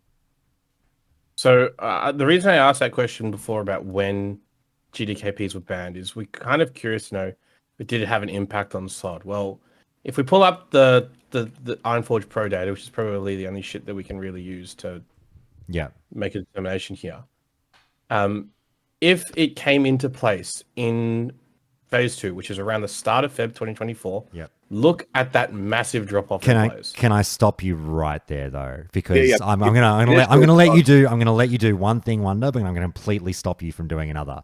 It is very fair to say GDKPs may have and likely did play a part in the decrease in the Phase 2 population. But if you're going to start pointing to this graph and saying, oh, look, everyone left because of GDKPs, I'll tell you to fuck right off, because everyone... I'm not saying it's only. Okay, I'm just saying this is the only piece of information that we can have to try and validate the claim.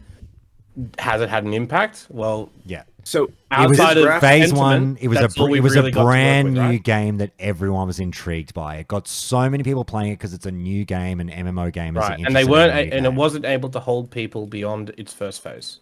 The most major thing to note about this is that this graph tracks raiders. Okay, and so at the start of the new phase, anyone who's raiding on alts is now recorded as 1 player instead of 3. So the player base halves between Phase 1 and 2. What do you think the average amount of people raiding on in Phase 1 was? I had 4 characters I was raiding on Phase 1. If everyone was like me and we had the same amount of players, the player base would have quartered. It only halved here. I don't think this represents any drop in player base between Phase 1 and Phase 2. I think this simply, shows that we lost all the alts because in the first week in No More, people didn't level 2 characters up to 40. They only had 1, as opposed to raiding on 2 or 3 or 4 characters in the previous phase. Can you get me the same graph for TBC and Wrath Classic across their lifetimes? Yep. I think the other interesting thing to know about this graph is you'll see a decrease starting in week 7. It peaks week 7 or week 8, and then it decreases 9 and 10. Again, it's decreasing despite the fact that the people who are playing SoD are playing with more and more characters. So to me, and this is why I always argue that the phase lasts too long, this graph shows a pretty, like when you see it peak and still crash in the phase, this argues to me very strongly that what this graph is showing is the phase lasted too long, and basically there was a mass quitting happening in week 7 or 8, and the peak was sort of hiding it because people were playing on more and more alts. Yeah, because how easy it was to get a character to 25. Yeah, but again, the fact that despite more and more SoD players who are still playing now, playing on more and more alts at the end of the phase, the population still was precipitously declining in week 9 and 10. Just shows just the degree to which people were quitting during phase 1 because it lasted too long. So that's what I use this for. I really don't think pointing GDKPs is, I don't know. It doesn't really make much sense. I mean, like, I guess we'd have to see when GDKPs were announced that they were going to be banned. February 29th or January 29th. So like right at that drop off. Right. So then it's like, why did we have growth? The week after. Why did we have growth from February 21 to March? What is this? Well, that would be the Feb second 14 wave to of March 25 13. Going to 40. So it was announced. Then it seems to be totally a non-factor because the drop we expect is because it halves between the announcement 29th and then Nomer, and that halving is exactly, I think, just because people stopped playing on alts. To raid, they only raid on one character instead of raid on 2 characters, which would show in this graph a half, because this is not players, this is unique characters rated, is what this graph is showing. It's a complicated data analysis issue. I think. Look, it's I mean, fair to say. I just tried to show it because we're using sentiment significantly here to try and make a determination on if it was better or not. When yes, it's not ideal as a measure, but at least it's something to potentially rely on because we don't have the Blizzard internal data. Yeah, and I was told that the previous phase raids still counted. So the drop, like the new peak in phase 2, I think also counted people using BFD as a level up raid. Oh, did it? I didn't know that. I think so. Don't quote me on that one, but that's what I've been told. That like the current numbers right now also includes like Nomer, Sunken Temple, and BFD in the graph from today's, like this past week's logs. So I gave you the TBC Wrath classic one below. Oh yeah, thanks, mate. Yeah, the only reason I asked Wonder is I just wonder if there's a natural MMO progression of every expansion or MMO that comes out starts out red hot and then just eventually slowly degrades. I mean, would have to, right? That's just standard. That would be expected, right? The excitement comes about, but the question is, how significant is that drop off, right? Because yeah. Wrath had a wild is ride. Unique because there's the leveling makeup in addition to. It's not like you get to 60, you make a decision, and then we see a drastic change. That would be a little bit easier to monitor than, oh, now we've got to do leveling of all of these characters that we were rating on. That's going to take a bit of time. Wrath and then if you look at Kata follows a very similar pattern to SoD, and Wrath had a bit of a wild ride. Vanilla and TBC, I'm not shocked to see them mostly stay popular the whole time, but yeah, Wrath was an interesting one. So yeah, I think there's definitely a somewhat common pattern. I see what you're saying. Boys, look, I won't keep you all night. Is there anything burning that you guys must get off your chest, either to the ears of the players or the devs about anything going on in game at the moment? I hope we do. This is a comment for you. I hope we do a phase-by-phase review of SoD or class-by-class review. We've done the phase-by-phase, so it would just be one big final review. And then framed around classes would probably be good because sometimes information can get lost over a period of time with like people forgetting what they experienced and. It's just picking. It's just a matter of picking the right moment. I want to do a big SoD review, and it will be great and epic. I'll try to keep it fresh, but yeah, it's just a matter of when we do it. I like their frag or their chalice system with the fragments that you could get like a weekly fragment, and then they added now that you can get an additional one in raid, so you can get 2 fragments per week, and it takes 3 fragments to get a chalice. So it's great to like incentivize me to bring a second character up now into raid because I know how easy it's going to be. I've been farming it on my ult just in case, so now I can go into like a Scarlet Enclave raid with like 2-piece tier set already and have a head start. I love that, but on my main tune, it's already outdated at this point. I'm not going to use it. I wish there was something else that I could use that token for, whether it's other items from the raid, because we haven't seen a single caster cloak drop yet. So if somehow I got a chalice and I could buy my cloak, then that'd be fantastic. And I would still go to the raid personally. I know a lot of people get their gear and they stop raiding. That's not me. I would still love to go to Scarlet Enclave for the next couple of months. But having that token system already get like eliminated for my main character just feels kind of weird. All right, very good. Anyone with anything else? All good. Go, are you doing your mop raid testing this weekend or what? I believe Saturday night it's going to be 9 o'clock Eastern. So it's going to be Sunday sometime for you. 9, 10, 11 in the afternoon Sunday or something for you? Yeah, so what, are you going to put in a few hours over there? Yeah, it's going to be with Scotty and a couple of the boys that have been playing on other servers and stuff to prep for Mop to launch. And they've been going for a couple hours today. There's been a lot of bugs from what I've heard, and even just the first 3 bosses. Yeah. So maybe that'll get addressed over the weekend, hopefully. And by the time I get in there tomorrow night, I'll have it's about 24 hours from now. So hopefully it's a little bit smoother of a ride for me. It's all pretty buggy. I do hope that Mop gets, a bit more of a fucking fixing up than Kata did. Like I'm with everyone that like the bugs that carried over from the Kata beta to the Kata launch were,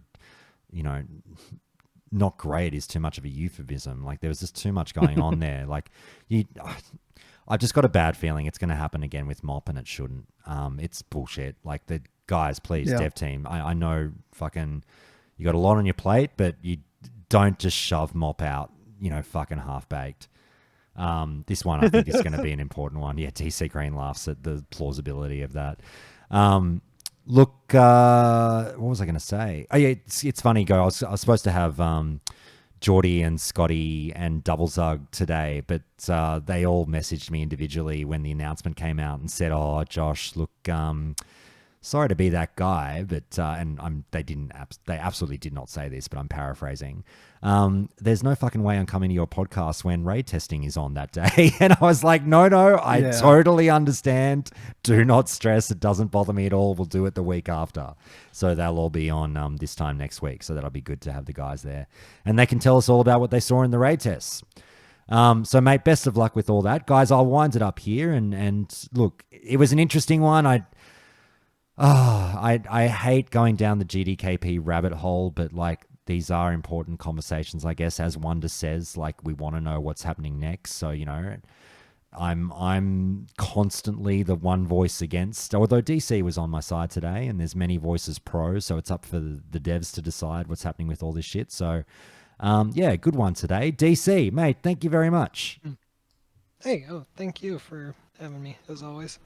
Always fun. Always a pleasure. Any shout outs? Any players you've run into in game who deserve a shout out on the show for being nice to you or pricks to you? Rob, there was one that whispered me like 2 weeks ago, and I wrote their name in a thing, and then I closed it and didn't save it, so I don't remember. So were they talking about you on the pod?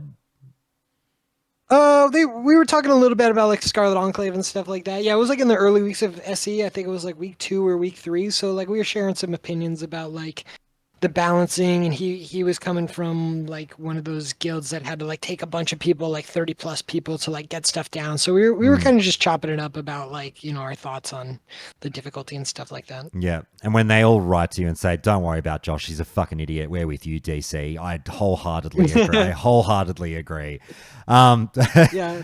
Wonder. Like I said in chat, you should change the name of the pod to "Sorry for yelling at you." Yeah, at least I apologize. I don't know if it counts.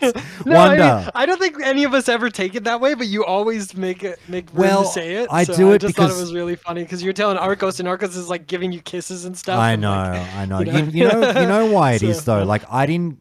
As much as I've gamed my whole life, I haven't grown up in the same, fucking gaming fires that you guys did. So I have very thin skin. And it's not so much he can give it out, but he can't take it. No, I can take it. But like, I don't have gaming thick skin, if that makes sense. That's why I don't get involved in the world of the shit talking and slurs and bullshit that gamers do. Like, oh mate, I grew up in COD lobbies and all that shit. Like I didn't.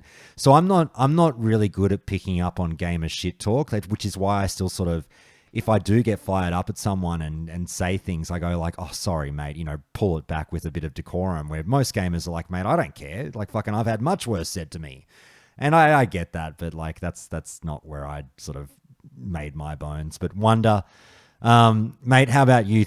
You were unfortunately, I'd love you like a sun wonder, but you were the subject of my ire at some stages today. Thank you so much for being here. And mate, any shout outs from you?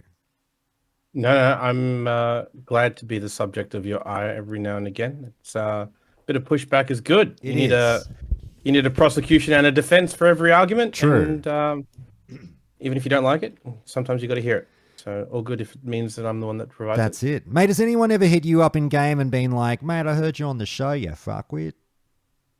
A couple. Wouldn't be able to tell you who they are. No, that's okay. That's all good. I'm glad you're getting some love. Fred, thank you so much. Any shout outs? Thanks for having me. Really, really appreciate it. I hate as I do it again. Sorry, I was going to say, Fred, as I cut you off to say I hate cutting you off. But I hate cutting you off when I know you were getting on a roll there about 20 minutes ago, but I didn't want to drag it out too much. And I know you were making good points, and it's like, oh, Josh is just shutting him down as he's getting started to prove him wrong. But I didn't want to go too far down the rabbit hole. No worries at all. shout out to Thick then. Thank you. Fred is the GOAT. Thick's giving Fred some love. I agree. We love having Fred here. Go, mate. When are we seeing you? When is the podcast with no name, number 1, getting a name, and number 2, coming back? It gets a name when somebody super chats a good idea. We've had a couple of suggestions. And they're all shit. They were shit. Yeah. And we're like, nah, fuck that. We're not going with that. It's always like a week to week thing. Like we have plans to have a show, and then something like what just happened with your plans for tonight's show earlier. Something comes up, an announcement comes up, somebody's out of town, something like that. So like right now there's nothing planned. It could be any day of the week. It could be tomorrow. You just never know. But yeah, go ahead. I was going to say, I'm trying to think of some of the shitty suggestions you might have gotten, and my money. Did someone at some stage send through something like Mr. Podcastia? Oh gosh, yeah, we've had loads, man. I can't even remember. But yeah, Josh, always lovely to be on here. The original topic of discussion about like that Arcos was on for, it's got me a little bit nervous with Warcraft logs. Yeah. Gonna finally implement some parse rules and requirements and stuff like that. I think it's really going to change how players approach Scarlet Enclave. I hope it's for the positive. I would just prefer that they had left it alone and just let everything fucking count. It's a seasonal server. Let's just let everybody blast. Like who the fuck cares? All right, there you go. And a couple shout outs really quick. Sorry. Yeah, do it. Zug Dealers, we're a Horde Guild. Fred, we're coming for you on execution, maybe not on speed, but like boss kill times is what we're all about. So we're about to start pumping for that.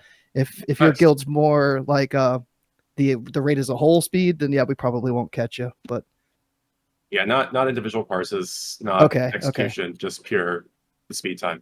Dang. I think you guys got a couple top 10s in next, didn't you guys? Zug Dealers? I think I saw you guys on the boards.